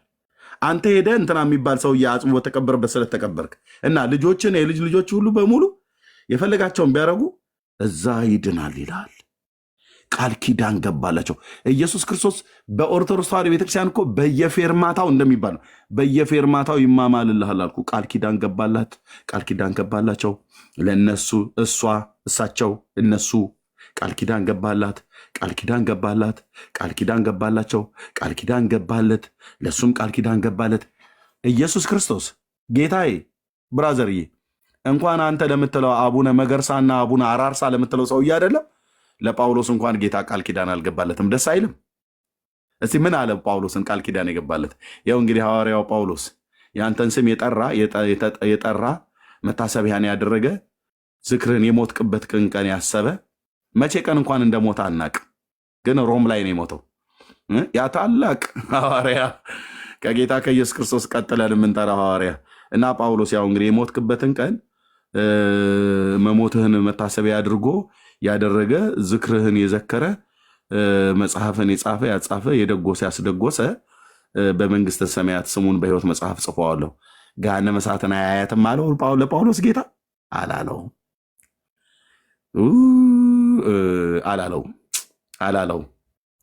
እንዴት አይለውም? ያንን ታላቅ ሐዋርያ እንደሱ በተግዳሎታቸው በመከራ ጽንተው ያለፉበት ምናምን ብለህ አልከኝ አይደል? ከጳውሎስ የበለጠ መከራን ለኢየሱስ ክርስቶስ የተቀበለ ማን ነው? እንደውም ክርስቶስ በስጋው እኮ እንትን ያላለው እኔ በስጋዬ የክርስቶስ መከራ ከፍላለሁ ብሎ ያለ ሰው ነው። እንደሱ የተንከራተተ ከርታታ ማን አለ? ያውም እኮ ዝም ብሎ አባዜ ይዞት እንትን ምናምን ነገር አይደለም። ከኢየሩሳሌም እስከ ኤልዋሪቆ ድረስ ሐዋርያዊ ጉዞ መርከብ እየተሰበረበት በባህር ውስጥ እያደረ በወገኖች ፍርሃት፣ በወንበዴዎች በኩል ፍርሃት ነበረብኝ ይላል። ይሄ ሐዋርያ የመንከራተት ብለህ ካልክ እንደሱ የተንከራተተ ማን አለ ለኢየሱስ ክርስቶስ? እና ጌታ ኢየሱስ ቃል ገባለት፣ ቃል ኪዳንህን ያደረገ ምናምን ነገር ብሎ አልገባለትም። በጎቼን አደራ ጠብቅ ለተባለው ሐዋርያ ቃል ኪዳን ገባለት? አልገባለትም። ለማቴዎስ ቃል ኪዳን ገባለት እንዴ? የቱ ጋር ነው ለ12ቱ ቃል ኪዳን የገባላቸው? መቃብራችሁን የሳመ መታሰቢያችሁን ያደረገ ብሎ የሚል የቱ ጋር ነው ቃል ኪዳን የገባላቸው? ወንድሞች ናቶች አልገባላቸውም። ኬት አምጥተህ ነው ታዲያ አንተ አቡነ በርሶማ ቃል ኪዳን ገባላቸው ብለህ የምትለኝ?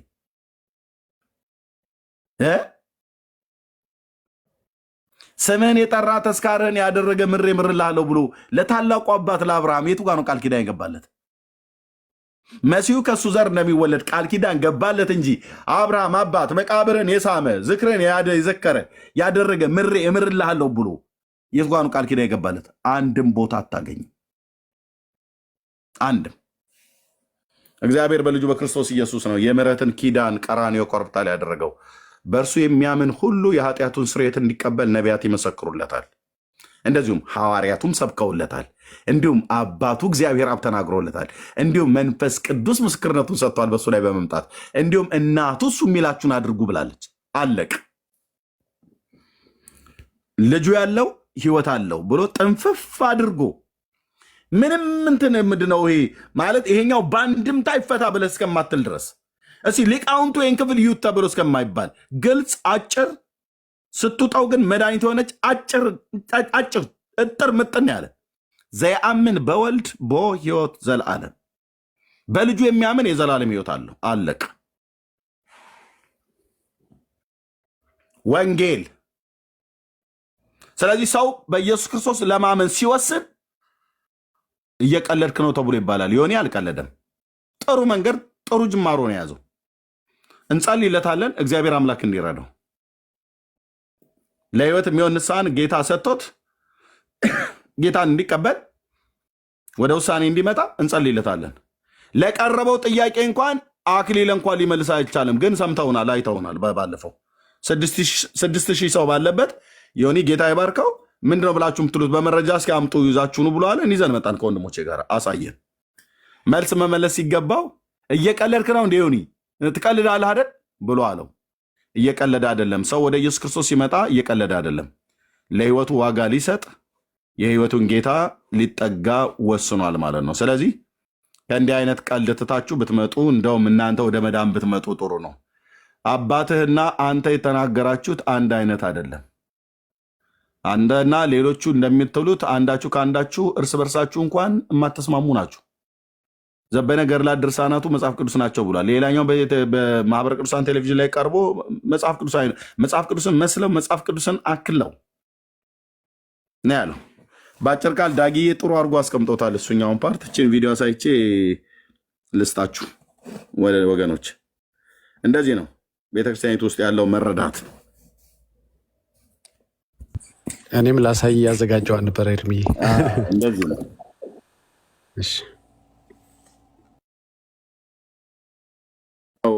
ቤተክርስቲያኒቱ ውስጥ ያለው መረዳት በገድላት በድርሳናት ጉዳይ ኦርቶዶክስ መምህራን ጳጳሱና መምህሩ እንደዚህ ናቸው። ገድላት ድርሳናት አኬ ምን ትላለህ? ገድላት ድርሳናት ንጹሐን ናቸው፣ ለመከራከሪያነት አይበቁም ነው ብሎ ምንት እነሱ ብፁዕነቶ ጥራት ያስፈልጋል ልናገርበት ብዬ ነው። ጌታ ይባረክ። ስለዚህ ወደ መጽሐፍ ቅዱስ አስተምሮና እውነት ወደ እግዚአብሔር ቃል ልባችሁን መልሱ። በቃ አሁን ልትከድኑት የማትችሉት ከዚህ በኋላ በእኛው ዘመን በእኔው ዘመን በእኛው ዘመን የቤተ ክርስቲያኒቱ መሆን የምድሪቱ ታድሶ ይፈጥናል። በእግዚአብሔር እውቀት ላይ የተነሱ የሰው ሀሳቦች ምን ያህል ከንቱና የተሳሳቱ መሆናቸውን በጌታዬ መንፈስ እርዳታው እኔም ወንድሞቼም ጭምር ሆነን መጽሐፍቶቻቸው የተሳሳቱ እንደሆኑ ንጹህ ምንጮች እንዳልሆኑ አሳይተናቸዋል። ብፁዕነታቸው አንብበው አይደለም ይሄን ሁሉ ገድል ጌታ ጌታ እግዚአብሔር ምስክር ነው። አንዱንም ገድል በስም ደረጃ ካልሆነ በስተቀር ይሄን ሊያነቡበት የሚችሉበት የለም። ምክንያቱም ቤት ውስጥ ስላደግን የአባቶች ልብ ምን አይነት እንደሆነ እናውቃለን። ዘር አድርግልኝ ነው የሚሉት ብፁዕ አቡነ መርሃ ክርስቶስ የሚባሉ አሁን ወደ ጌታ ሄደዋል። እሳቸው አንዴ ከትግራይ ነው ከየት ነው እየመጡ እያሉ ምን አሉ መንገድ ላይ ዞር ሲሉ ይሄ ማን ብሎ ሲል አቡነ ሐራ ድንግል ምናምን ነገር ብሎ ሲል አረሲ ስለ ክርስቶስ ስበኩ ብለው አሉ። ሐራ ድንግል እንትና ድንግል እያሉ ማለት ነው። እና መጽሐፍቶቻቸው የቆሸሹ መሆናቸውን እንኳን ራሱ ያወቁት እድሜ ለወንጌላውያን አማኞች፣ እድሜ ለተሐድሷውያን ጉባኤ ጠርተው ቁጭ አሏት። የዘንድሮ ስብሰባ በዚህ ጉዳይ ላይ ነው ሊያወሩ ያሉት። ጨለማ ውስጥ ነን፣ ተኝተናል፣ ወድቀናል። ልክ ኢህአዴግ ሊወርድ አካባቢ እንደተናገረው ማለት ነው ተሐድሶ ያስፈልገናል ብሎ እንዳለው በቃ ዋናው ተሐድሶ ነው የሚያስፈልገው። መጽሐፍቶቹ ይሰብሰቡ ነው። ለምን? ንጹህ ምንጮች ስላይደሉ። ሌላኛው ንጹህ ምንጭ ነው ይላል። ፓትርያርኩ ጥራት ይጎላቸዋል። ጥራት የጎደለው ምግብ ነበረ ስትበላ የነበር ከወንድሜ እስከዛሬ ድረስ የሞቱ ያሉስ እሺ፣ እግዚአብሔር ለህይወት የሚሆን ንስሐን ይሰጣል። የሞቱ ግን ሄዱ፣ ክርስቶስን ሳያውቁት ወደ ገሃነም ገቡ። እነዚህ መጽሐፍቶች ይዘው እነዚህ መጽሐፍቶች ያልተጣራ ምግብ ያልተጣራ ነገር ሲበሉ ሲጠጡ ቆርመው ማለት ነው። እና እውነተኛ ምንጭ እውነተኛ የህይወት ቃል ወደሆነው ወደ መጽሐፍ ቅዱስ ነው። በክርስቶስ ኢየሱስ በእግዚአብሔር ልጅ ታምናችሁ በስሙ ንስሐና የኃጢአት ይቅርታችሁ እንድታገኙ ኑ በፍቅር ወደ ጌታ። ዮኒ አልተሳሳተም። ዮኒ አልቀለደም። እኛም ጌታም ብለን ስንሄድ አልቀለድም። የምን ቀልድ? ቀልዱስ እነዚህ ቅድም ያልኳቸው በፍጹም ሰው ሆኖ የመጣው ኢየሱስ ብቻ ነው እንጂ የተገለጠው የሚለውን ሐሳብ በመያዝ እዛ ስዕል ፊት መስገድ ይከብደኛል ለሚለው ጥያቄዋ እንደዚህ አደባባይ ላይ ነው የዋሻት። ለምንድን ነው ጥያቄ የሚጠይቁ ሰዎች የሚዋሹት? ለምን ቀልደኛ ይባላሉ? እንደ ዮኒ ቀልድክ ለምን ይባላሉ? አዎ በእርግጥ እውነት ለመናገር ዮኒ ቀልዷል፣ አልዋሸም። የቀለደው ግን በክርስቶስ ላይ አይደለም። በሰማው ተረት ላይ ቀልዷል። ሲስቅ ነበረ በሰማው ተረት ላይ። ሐሙስና እሑድ እባብ የገደለ ኃጢአቱ ይሰረይለታል ስትለው ፍንድት ነው ያለው። ይሞታል። በጣም ነው የሚስቀው። ጠላ ጠጥተህ አተላ ዝቀህ ምናምን ልሰህ እንትን አጢሰህ ምናምን ስትለው በጣም ነው የሚያስቀው። በጣም ምክንያቱም ሞደርን ጭንቅላት ሲኖር፣ ይሄ ሰለጠነ ጭንቅላት ሲኖር፣ ማገናዘብ ማስተዋል የምትችል ሰው ስትሆን፣ ማንም እንዲቀልድብህ የማትፈቅድ እና የበሰልክ ሰው ስትሆን ገድል ያዝናናል። ኦፍኮርስ በጣም የምንቀልደው እኛም በጣም በተረቶች እንድንቀልድ እንድንስቅ ተረቶቹ ይፈቅዱልናል። በእግዚአብሔር ቃል ላይ ነው ማንቀልደው እና አዎ ቀልዷል። እውነት ለመናገር ዮኒ ቀልዷል፣ ግን በተረቶቹ ላይ ነው። ምክንያቱም ጥያቄ ስትጠየቁ ተዋሻላችሁ። እቺ ልጅ የጠየቀችው ጥያቄ ምንድን ነው? ሶስቱ ስላሴዎች የሚለውን ለእሱ ምላሽ ለመስጠት ሲመልስላት በአጭሩ እዚህ ጋ የመለሰላትን ሪማይንድ ላድርግ። እነዛ ሶስቱ ስላሴዎች ማለት በዙፋኑ ፊት ብርሌ የሚመስል በዙፋኑ ፊት ነው የሚለው። እሱ ደግሞ በዙፋኑ ላይ ያለ ስላሴዎች በዙፋኑ ላይ እንዳሉ አድርጎ እየነገራት ነው። ሶስት ሽማግሌዎች ነበሩ። ሶስት ሰዎች በአራቱ ሶስት ሽማግሌዎች የሚል የለም። አራትን ሶስት የሚለው ኦኬ። እንዳላረዝምባችሁ ይሄን ቪዲዮ ፈልጋችሁት የቱ እንደሆነ እንድታውቁት ይሄኛው ቪዲዮ ነው። ይሄኛው ከሱ አጠገብ ይሄም ውሸት ነው ባይ ዘ ወይ። ይሄ ደግሞ ጭራሽ 5 ሶላዎች አሏቸው ያለበት ነው። ማን ነው ስድስተኛ ሶላ ይጨመርልን ነው። አምስተኛ ሶላ ላይ ስድስተኛ ሶላ ይጨመርልን። ውሸት ምን በሽን ያለው። እዚሁ ቪዲዮ ላይ ደግሞ ራሱ ሁለት ጌመሮች መተው እንዴ ምንድነው ነገሩ? ኤፍሬም ባለ ጊዜው ሐሙስና እሑድ እባብ የገደሉ ጥያቄ ነው እንግዲህ። አሁን ከርሱ እየወጣሁ አይደለም፣ ሰዎች ጥያቄ እየጠየቋችሁ ነው። እነዚህ ጌመሮች መጥተው ሁለት ጌመሮች ማንን መዝሙረ ያሬድን ፕሊስ ንገረን፣ ኤፍሬም እየሸወደ ነው ምንድነው? ሐሙስና እሑድ እባብ የገደለ ሰው ኃጢአቱ ይሰረይለታል የሚል ነገር እየነገረን ነው። እንደዚህ የሚል ነገር አለ እንዴ? ክርስቲያኖች ሐሙስና እሑድ እባብ ይገሉ ኃጢአታቸው ይሰረያል እንዴ? እንደዚህ የሚል ገድለ ተክለ ሃይማኖት ላይ አለ ሲሉት ፈገግ ብሎ ኧረ እንደዚህ አይደለም ብሎ አሻቸው። ምን ብሎ አሻቸው? ክርስቲያኖች አይደለም የሚለው ቦታው ላይ ሄደዋቸው አላነበባችሁትም? አውቀው ቆርጠው አለ። እንዲያውም ይሄን ቪዲዮ ባካችሁ ስሙት። ቆርጠው ነው የሌላችሁ ጴንጤዎች እንትን የሚሏችሁ። ቦታው ላይ ክርስቲያኖች አይልም። ቦታው ላይ የሚለው ይሄው ላሳያችሁ። እንትኑ ብቻ ነው ማሳያችሁ፣ ክርስቲያን እንደሚል ብቻ። ቴንክ ዩ ኤፍሬም ባለ ጊዜው ጌታ ይባርክ። በወቅቱ በጣም ነበረ ካገኘሁት ፊት ለፊት። እሺ ጊዜ እንዳልፈጅ ነው። አሁን ሰዎች ሲኖሩ እኔ መቆየት ስለማልፈልግ ነው። እሺ ስለዚህ ባጭሩ ገድሉ ተከፈተ፣ ክርስቲያኖች ይላል ክሊርሊ። ኦኬ ምን እያልከን ነው ዳጊ ብትሉኝ፣ ጥያቄ መጠየቅ ኖርማል ነው። ኢየሱስ በምድር ላይ በነበረ ጊዜ ከጠየቁት እጥፍ ጠይቋል። ወደ 307 ጥያቄዎችን ጠይቋል። 183 ያህል ጥያቄዎች ተጠይቋል ኢየሱስ። ምንም ኢትስ ፋይን መጠየቅ፣ ኢትስ ፋይን። ቀልደኛ ትበለው በቃ። ሰው የሆነ የነፍሱ ጥያቄ ባለ ጊዜ ይጠይቅ፣ ፍቀዱለት። እኛ አሁን ከርዕስ ልታስወጡ ስትሞክሩ፣ ዳይቨር ልታደርጉ ስትሞክሩ፣ ስታላግጡ ነው እንጂ ማንፈቅድላችሁ ጥያቄ ይዛችሁ መጣታችሁ which is fine። መጠያየቃችን ጥሩ ነው። ቀልድ አይደለም። ዮኒ የቀለደው በተረቶች ላይ ነው ለማለት ነው። ሰዎች ከእስትንፋሰ እግዚአብሔር ወደ እስትንፋሰ ሰው እየተሻገሩ ስለሆነ ይጠይቁ፣ ግድ የላችሁ። አሁን መቸለታ ስም መጥራት ስለማልፈልግ ነው። መጽሐፍ ቅዱስን ይዞ ፎቶ የተነሳ ሰው አሁን ሰሞኑን ደግሞ እስትንፋሰ እግዚአብሔርን ደረቱ ላይ አድርጎ ፎቶ የተነሳ ሰውዬ ሰሞኑ ምን አይነት ፎቶ ነው ይዞ የተነሳው? እስትንፋሰ ሰው የሆነ ደረቱ ላይ አድርጎ ፎቶ ይነሳል። አየህ፣ ሰው ከእስትንፋሰ እግዚአብሔር ወደ እስትንፋሰ ሰው እየተሻገረ ነው። ይጠይቁ፣ ግድ የላችሁም። ቀልደኛ አትበሏቸው። መጽሐፍ ቅዱስ ገድል ነው፣ ገድል መጽሐፍ ቅዱስ ነው ስትለው ግራ ይገባዋል። ምክንያቱም መጽሐፍ ቅዱስ ዶግማ እንደሆነ ያውቃል። ኢን አዘር ወርድስ ገድል ዶግማ ነው እያልከው ነው።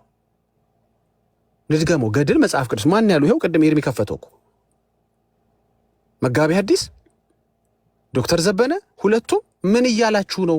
ገድል እኮ መጽሐፍ ቅዱስ ነው። መጽሐፍ ቅዱስ እኮ ገድል ነው። ሂዱና ቪዲዮ ላይ ይኸው እኔ ቪዲዮ ላይ ያለላችሁ እዩት።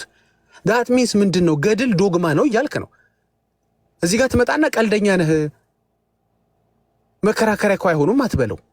ዶግማ ነው ካልክ በኋላ እንዴት ነው የማይከራከሩት? መጽሐፍ ቅዱስ ነው ገድል ካልክ በኋላ ለዛውም እኮ ዝም ብሎ ተራ ግለሰብ አይደለም የተናገረው። የአውቶቡስ ተራ የታክሲ ተራ ምናምን የምትሉት ሰው አይደለም ይሄንን ምላሽ የሰጠው ሰውዬ። መጋቢ ሐዲስ ነው፣ ዶክተር ዘበነ ነው።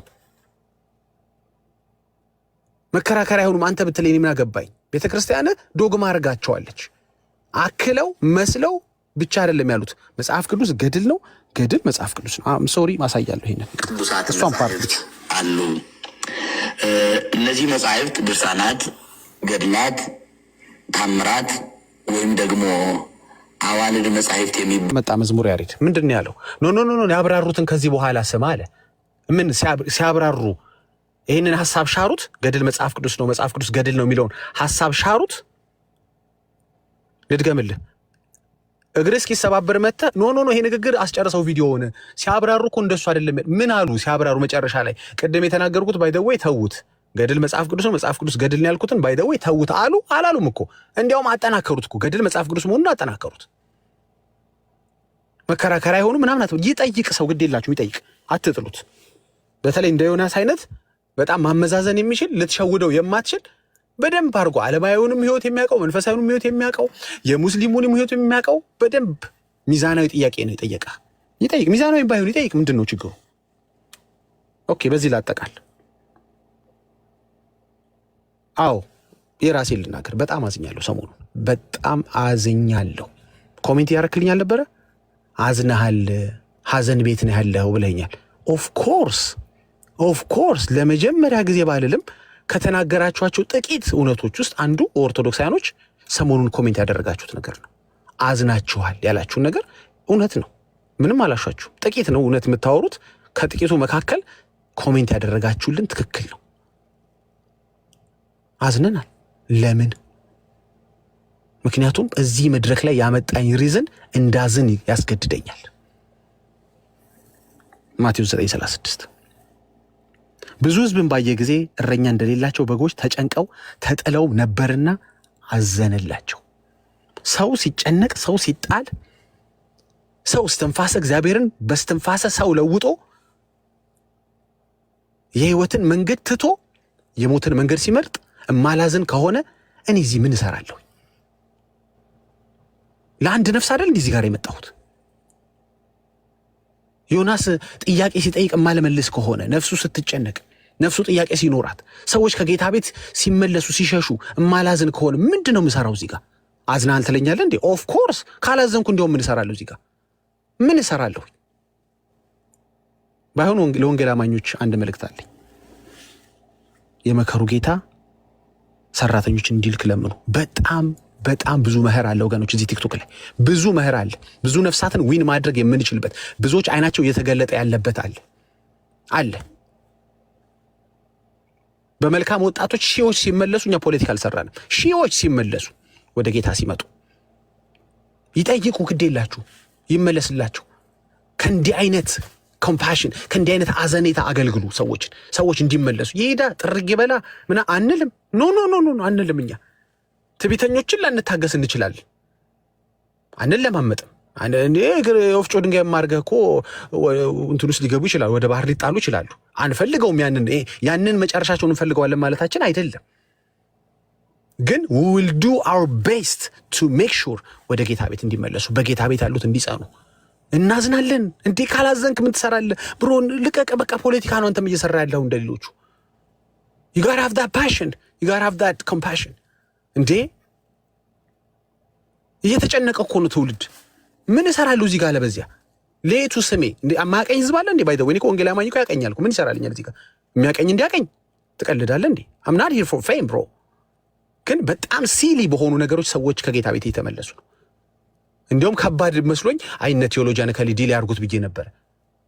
ሳየው 24 ሰዓት በጌታ የሆነ ሰው ጠይቆ ሊያፋጥጥ የሚችልበት ብዙ ገድለ ህሊናዎች አሉ፣ ገድለ ሰዎች አሉ። ይሄማ ሲምፕል ላይ ለዚህ እንኳን ቴዎሎጂ አያስፈልገኝ የምትሉት ነው። አረ ለዚህ ጥቅስ የማያስፈልግም። ምን እያወራህ ነው? ሲኦል ተፈርዶባቸው ከገቡ በኋላ ሰዎች ይወጣሉ ስትለኝ ለዚህ ምን? አረ ተው በእናት። ይሄን ሳልጠመቅ መልስልሃለሁ። ስለዚህ ወንጌል አማኞች አንድ ነገር ብቻ ባካችሁ በጸሎታችሁ ስፍራ እንደዚህ በሉ።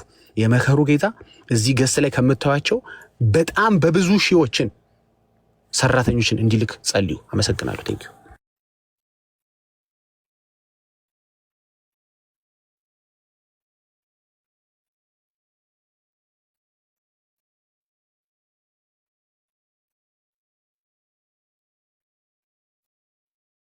ኤርሚ ዞር ብሎ እንዴ?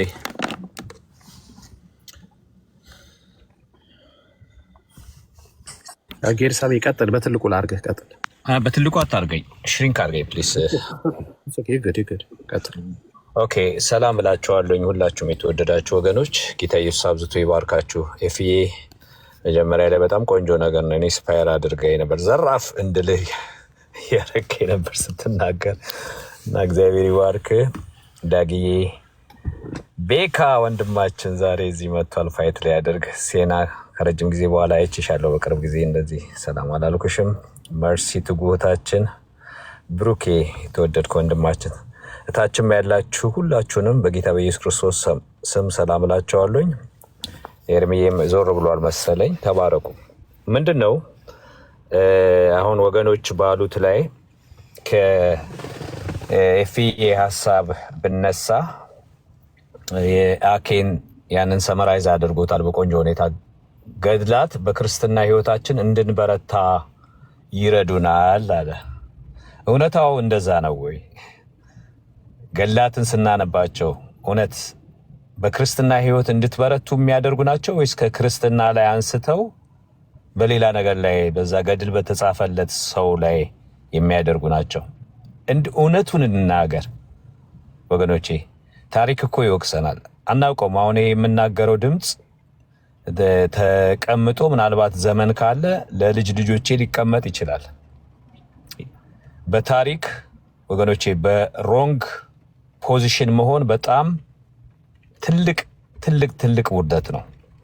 ትልቅ ውርደት ነው እና ገላት እንደው በደንብ አድርገን እንደ የተማርን ሰዎች አይደለንም እንዴ? እንመርምራቸው እንጂ ገላት እኮ ከክርስቶስ ላይ አንስተው በሆነ ነገር ላይ የሚያደርጓችሁ ናቸው እንጂ በክርስትናችሁ እንድትበረቱ የሚያደርጓችሁ አይደለም። የሆነ ነገር ላይ ኦብሰስ ሆናችሁ ከመጽሐፍ ቅዱስ የሚለዩ ናቸው።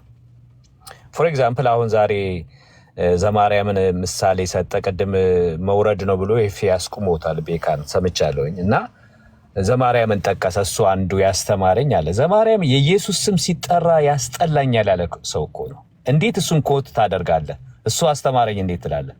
ዘማርያም እስከዛሬ ድረስ እኔ እዚህ ከ2 ዓመት በላይ ሆኖኛል ቲክታክ ከመጣው ትንሽ ወር አልፏል። ከ2 ዓመት አንድ ቀን መጽሐፍ ቅዱስ ገልጾ ሲያስተምር አይቼው አላውቅም። በገድላት ላይ ነው፣ በቃ በገድላት ፍቅር ነው። እንደውም እነዚህ ቲክቶዶሶች ሌላ በኩል ትንሽ ሻል ይላሉ የሚባሉ አኬም ጭምር የሚናገሩትን ነገር ስለ ገድላትን መቀበል የለብንም ተብሎ በተነሳው ፋይት እነሱ ያቀረቡትን ነገር የለም ብሎ አይን ባይን እያለ ማኒፕሌት ሲያደርግ የነበረ ሰው ነው። እና ገላት በአጭር ቃል ያንን ኤፋን ለማስረገጥ ነው ከክርስቶስ ላይ የሚያነሷችሁ ናቸው እንጂ ቅድም አኬ የሰጠው አስተያየት ወይም ደግሞ ለዮኒ ለተወደደ ወንድማችን እንጸልይለት ምን እንደነካኝ አላቅም። እኔ ትላንትና ጅም ሆኜ እየሰማሁት ነበረ እና ምን እንደነካኝ አላቅም። ድሮ ሲሰድቡኝ ቧል ነበራለ እንደዚህ ነው ያለው። አሁን ቢሰድቡኝም ቢወርዱብኝም ምን እንደሆንኩ አላቅም፣ ምንም አይመስለኝም አለ እና ከስር ስለ ዳንክ ነው የዳነ ሰው ምልክቱ ነው ብዬ ጻፍኩለት እና ይሄ ወንድም ጥያቄ ጠይቋል። ስቲል አሁንም ኮምፕሊትሊ ኦርቶዶክስን አልተውኳትም፣ ኦርቶዶክስ ነኝ ጥያቄ መልሱልኝ ላለው ነገር እና ቤካ ማነው አኬ መጥቶ በቃ እንደዛ ሲያምታታ እኔ ደጋግሜ እንደምለው እነዚህ ሰዎች ቪክቲም ናቸው፣ ከሲስተሙ ውስጥ አይወጡም። እኛ ቅድም ማን ነበረ ኤፋ ነበር ሲል የነበረው ጌታን ያወቅኩበት ቀን እንዳለው እንዴት አይነት ነፃነት ነው ያለን። እኔ እኮ ቤተክርስቲያኔ ምንድነው የምታስተምረው የምለው ነገር እኮ የለም። የእግዚአብሔር ቃል መንፈስ ቅዱስ ድራይቭ ያደርገናል። ምን አስተማረች ቤተክርስቲያን? ቤዚክ የሆነ ፋውንዴሽን አለን፣ የምንሰጠው ነው የምንማረው ነው። ከዚህ በተረፈ መንፈስ ቅዱስ እንደመራን እንጂ አሁን እኚህን አባት አቡነ ገብርኤልን ምንድን ነው ብለው ያሏቸው ስቴትመንቱ ላይ አንድ ብቻ ነው ክሳቸው፣ ቤተክርስቲያን የማታስተምረውን ድንግል ማርያም የዓለም ቤዛ ናት ስላሉ። ሉክ ቤተክርስቲያን የማታስተምረውን ትምህርት ድንግል ማርያም የዓለም ቤዛ ናት ስላሉ በዚህ ምክንያት በታቅቦ አንበሳን በዙ ውስጥ እንደማስቀመጥ እኚህ አንበሳ የሆኑ ሰው እንዲቀመጡ የቁም እስር አዘነባቸዋል። ሼም፣ በጣም ሼም ነው እንዴ! እንዴት ነው የተደረገው? እስኪ የቀድሞ ጉባኤዎችን እንመልከት። የመጀመሪያውን የኒቂያ ጉባኤ እንመልከት። በ325 ነው እንደዚህ የሆነው። ከአሪዮስ ጋር ዲያቆን አትናቴዎስ በኋላ ፖፕ የሆኑት ዲያቆን አትናቴዎስ ሄደው ሲሞግቱ የእግዚአብሔር ቃል ወጥቶ እኮ ነው። ሉክ እንደዚህ አይነት ስህተት ሲፈጠር ያኛውን ፖፕ ነበረ፣ ትልቅ ሰው ነበረ፣ ስማርት የሆነ ሰው እንደነበረ ነው የሚነገረው አሪዮስ እና እንደውም 6 years ahead of 6 ዓመት ቢፎር ባለው ጊዜ ከአሌክዛንድሪያ ኤክስኮሙኒኬት አድርገውት ወደ ምንድነው ቂሳሪያ ሄዶ ለ6 ዓመት እንደፈረጠመና በጣም ማስተባበር በጣም ፖቴንሻል ያለው ሰው እንደነበረ ነው ታሪኩ የሚናገረው። እና የፈረጠመ ነበር፣ ሄደው ለቤተ ክርስቲያን አደገኛ ነበር። ሄደው በእግዚአብሔር ቃል ነው የሞገቱት። ኦኬ አሪዮስ ሕጸጽ አለበት ስተት አለበት ሲባል ኦፍ ኮርስ ከአሌክዛንድሪያ ቢያወጡትም ከዛ በኋላ ዩኒቨርሳል የሆነ እንትን ጉባኤ ተጠርቶ ከዛ ሞገቱት። አሁንም እኚህም አባት መደረግ የነበረበት መሞገት ነበር በእግዚአብሔር ቃል። ግን የእግዚአብሔር ቃል እንደሚለው ያሉትን ኦርቶዶክስ እግዚአብሔር ቃል የማይለውን የምትለው ኦርቶዶክስ እኚህን አባት ገዘቱ እና ዛሬ መጥተህ ገድላት እኮ በክርስትና እንድትበረታ ነው ብትለኝ የት እሰማሃለሁ? ማን ይሰማሃል? ማን? ይሁንም አይሰማህም። እኔ ትላንት ሲናገር ሲሰብክ ራሱ እንትን ፓስተር ነበር የሚመስለው። እግዚአብሔርን ቃል ኮት እያደረገ ከየስፍራው እንዲህ ያላችሁት ይሄ የሚጣረስ ነው፣ በክርስትና ዓለም የሌላችሁ ናችሁ ነው ያላቸው ኦርቶዶክሶችን። በቃ በራሳችሁ ዓለም የምትነጉዱኑ ናችሁ፣ መጽሐፍ ቅዱስን አታውቁትም ብሏቸዋል። አናውቀውም እንመለስ ብሎ ስቲል ፓርት ኦፍ ኢት ሆኖ ነው ኦርቶዶክስ ነኝ ብሎ ነው። እኔም እንደውም እዛው ቁጭ ብሎ ነኝ ብሎ እዛው ፋይት እንዲያደርጉ ነው የምፈልገው። ሁሉም ኦርቶዶክስ ነው። ቤተክርስቲያናችን ተበላሽታለች፣ ሮንግ መንገድ ያለችው ከመጽሐፍ ቅዱስ በቃ እንትኑን ትራኩን እንደሳተ ባቡር ወጣለች። ወደ ትራክ ትመለስ ብለው እዛው መታገል ነው ያለባቸው። ሞጣ የሚባሉ ተነስተዋል። ጣውላ ምናምን መሸከም ብለዋል። ጠቅላላ አክቲቪስቶች ተነስተው ኦርቶዶክስ ነን የሚሉ ስቲል ኦርቶዶክሶች ናቸው። ሞጣ አሁን እኛን ብዙ የሚፈልገን አይደለም፣ ግን ክሪቲሳይዝ እያደረገ ነው። በእንደዚህ አይነት ሁኔታ እንዲቀጥሉና ኦርቶዶክስ ተሐድሶ ቶሎ እንትን እንድትል ያስፈልጋል ማለት ነውና ገላት በክርስትና ህይወታችን እንድንበረታ ይረዱናል ብሎ ለዮኒ የመለሰው አብሶሉትሊ ሮንግ ነው። ከክርስትና የሚያወጡ ናቸው። እንዴ የትኛው? እስኪ አንዱ ቢነበብ ቅድም ምሳሌ ብሎ አንብቦታል። መስቀል ከእግዚአብሔር ጋር የሚሰገድለት እንትን እና 4 ስላሴ ተብሎ ባለፈው ስላሴ አንድ ሳይሆን ስንት ነው የሆኑት? 5 የሆኑት እሱ ነው እንትን የሚለው ነው ሮንግ ነው። ሌላው ከክርስትና ህይወታችን ከክርስትና ህይወታችን ሌላው የተባለው ምንድነው? ገድላት ስተት ቢኖርባቸው አለመቀበል እንደውም ምንድነው ያለው? ገላት ካስደነገጧችሁ የመቀበል ግዴታ የለባችሁ ማለት ካስደነገጣችሁ። አየህ ውስጡ ያውቃል ማለት ነው የሚያስደነግጥ ነገር እንዳለው። እንዴ ጊዮርጊስ እንትና ሙሌ አንድ ጊዜ ሲናገር ነበር። ሙለታ ምን አለ? ዲያቆን ነበር እሱ። እኔ ሁኬርስ እል ነበር አለ። ጊዮርጊስ 7 ጊዜ ሞቶ 7 ጊዜ ተነስቷል የሚለው ውስጥ የገብቶ አለ። ኢየሱስ ክርስቶስ አንድ ጊዜ ሞተ ምን ዋት ቢግ ዲል እል ነበር አለ። እንደዛ ነው ህዝቡን ያስባሉት። 7 ጊዜ ወድቆ ተፈይቶ ተደቆ ትለኝና እነዚህ ለክርስትና ይጠቅማሉ ትለኛለ። ክርስቶስን እየተቃወመ የሚቃወም ስፕሪት ሆኖ እያለ በክርስትና እንድታድግ ነው አትበለኝ። መተህ እንደዚህ አትበለኝ ባክን አትበለኝ። ይሄ ሮንግ ነው፣ አብሶሉትሊ ሮንግ ነው ብራዘር። እንዴ ቅድም ማን ነበረ እያለ ነበረ እኛ እንደዚህ ያለብን ይመስላል ኤፊ ነበር እያለ እንደ ህፃን ምናምን ያለውን አይደለም እንዴ የሆነ ህፃን ልጅ እንትን የሚለጥ እንደዛ እንዴ ጋይስ። ይሄ እኮ የኤአይ እኮ አርቲፊሻል ኢንተለጀንት በጣም የመጠቀበት ዘመን እኮ ነው። ዳንኤል በትንቢተ ዳንኤል እንደተናገረ እውቀት የመጠቀበት የመጨረሻ ዘመን ነው። ህዝቡ ያገናዝባል። መቅደስ የምትባለው እንትኗን ሰርቻለሁ ቪዲዮ እንትን እዛ መምህር ቢንያምን ስጠይቀው ሌሎች መምህራኖች ነበሩ። ምን አለች? እኛ እኮ ድንጋይ አይደለንም እናገናዝባለን አለች። እንዴ መልሱልን። አትመልሱ እንትን አትበሉ ትቆጡናላችሁ አሉ። ህዝቡ አሁን በእንደዚህ አይነት ሁኔታ ነው ያለው። ስለዚህ ገድናት ካስደነገጧችሁ የመቀበል ግዴታ የለባችሁም። ዘቤ እንዳይሰማ ዘማርያም እንዳይሰማ ስቲል እኮ መቀበል ግዴታ አለባችሁ የሚሉ ናቸው እኮ። አሁን ያሰማን ዳጊ ንጹህ ናቸው አዋልድ ናቸው ምናምን ቅድም ኤርሚ ባለጌዎች ናቸው ወላጃቸውን የማያከብሩ እንዳለው እንደዛ ነው እኮ። እና የማይሆን ነገር ነው። እዛው በመካከላችሁ በጣም በጣም በጣም የሚያስፈሩ ፊታቸው እንደ ቡላድ ድንጋይ የሆነ ካልተቀበልክ ብለው ጥርሳቸውን የሚያንገጫግጩ አሉ። እዛው እንትን ትለዋለ። ግን አኬ ማምለጫ ሲጠቅስ ብፁዕነታቸው አቡነ ማትያስ ብሎ በዝክረ ንቅያ ያው መጻፍቶቻችን ህጸጽ ካለባቸው ነው ያሉት። መታረም አለባቸው ለመጀመሪያ ጊዜ እግዚአብሔር ስሙ ይባረክ እንደዛ አሉ። እና መምህር ደግሞ ዳንኤል መጥቶ ከ1596 ዓመተ ምህረት ጀምሮ ካቶሊኮች በሃይማኖታችን በስዕላችን በበዓላታችን በህንጻ አሰራራችን 4 እና በሌሎችም ህጸጽ መተነሳትን እንሞቃለን። ብዙዎቻችን ቤካ አንደኛ ነው የሚሆነው እንደዚህ የተናደደ ቤቱን የሚከፍተው ማለት ነውና ወገኖች ይሄ ቀልድ ነው። የብዙዎቻችሁን ጊዜ ላለመፍጀት ትክክል አይደለም። ይሄ ወንድም ጥያቄ ካቀረበ በትክክል ማቅረብ አለብህ እንጂ እንደገና ማኒፕሌት ማድረግ የለብህም። ገድላት በክርስትና ህይወት እንዲበረታ ሳይሆን ከክርስቶስ አንስቶ በሆነ ነገር ውስጥ በመጥቆራ ውስጥ እንድትሆነ ያደርጋል እንጂ የሚያበረቱ አይደሉም።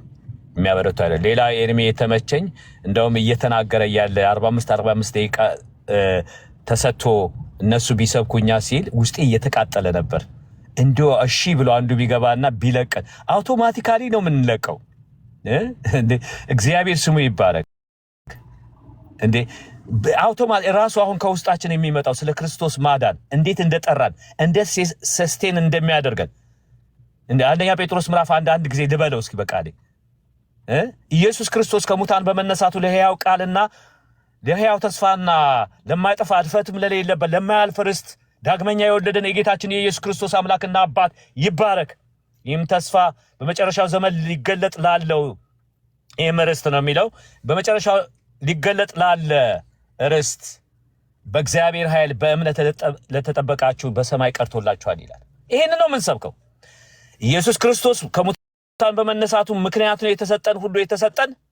ይሄንንም ሰስቴን የሚያደርገን የሚጠብቀን እኛ እምነታችንን በእምነት ስንቀጥል የእግዚአብሔር ኃይል ይጠብቀናል። ሰርተ ፈክተ እንደ ብሩኬ ቀድም ኮት እንዳደረገው ኤርሚ ገዳም ወጥተ ወርደ እንጨት ፈልጠ ምናምን ሳይሆን ወይም ደግሞ ዛሬ ባጸደ ነፍስ ያሉት እነሱ እየተጉል ማለዳ እየተነሱ እየጸለዩል ሳይሆን የእግዚአብሔር ኃይል እስከዛው ቀን ድረስ እስከ ግሎሪፊኬሽን ቀን ድረስ ሰስቴን ያደርጋል ይጠብቃል።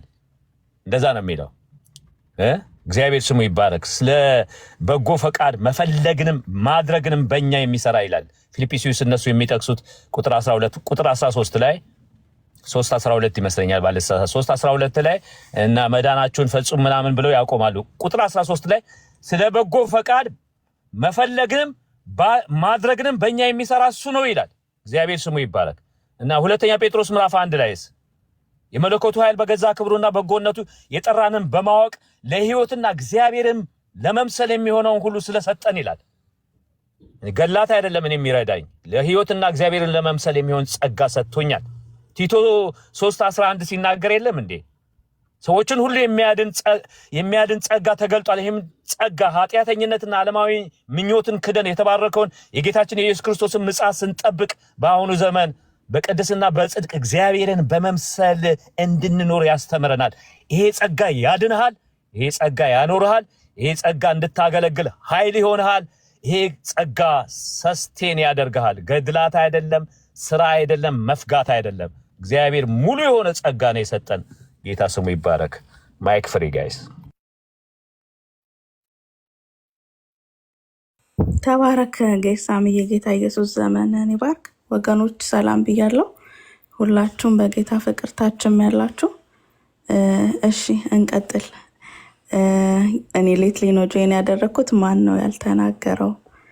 ኤፍዬ፣ ቤካ፣ ዳግዬን ሰምቻለሁ። ብሩኬ የሚመቻችሁ ከሶስት አንዳችሁ ትችላላችሁ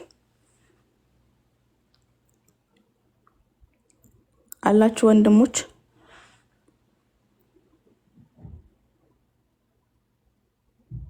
እኔ ያለሁ ሜርሲ። ድምጽ ካረበሸ ትንሽ ካፊያ ነገር አለ እኔ ጋር። የማይረብሽ ከሆነ ልቀጥል? አዎ ቀጥል ብሩክዬ ቀጥል። እሺ የሚረብሽ ከሆነ ታስቆሙኛላችሁ። ካፊያ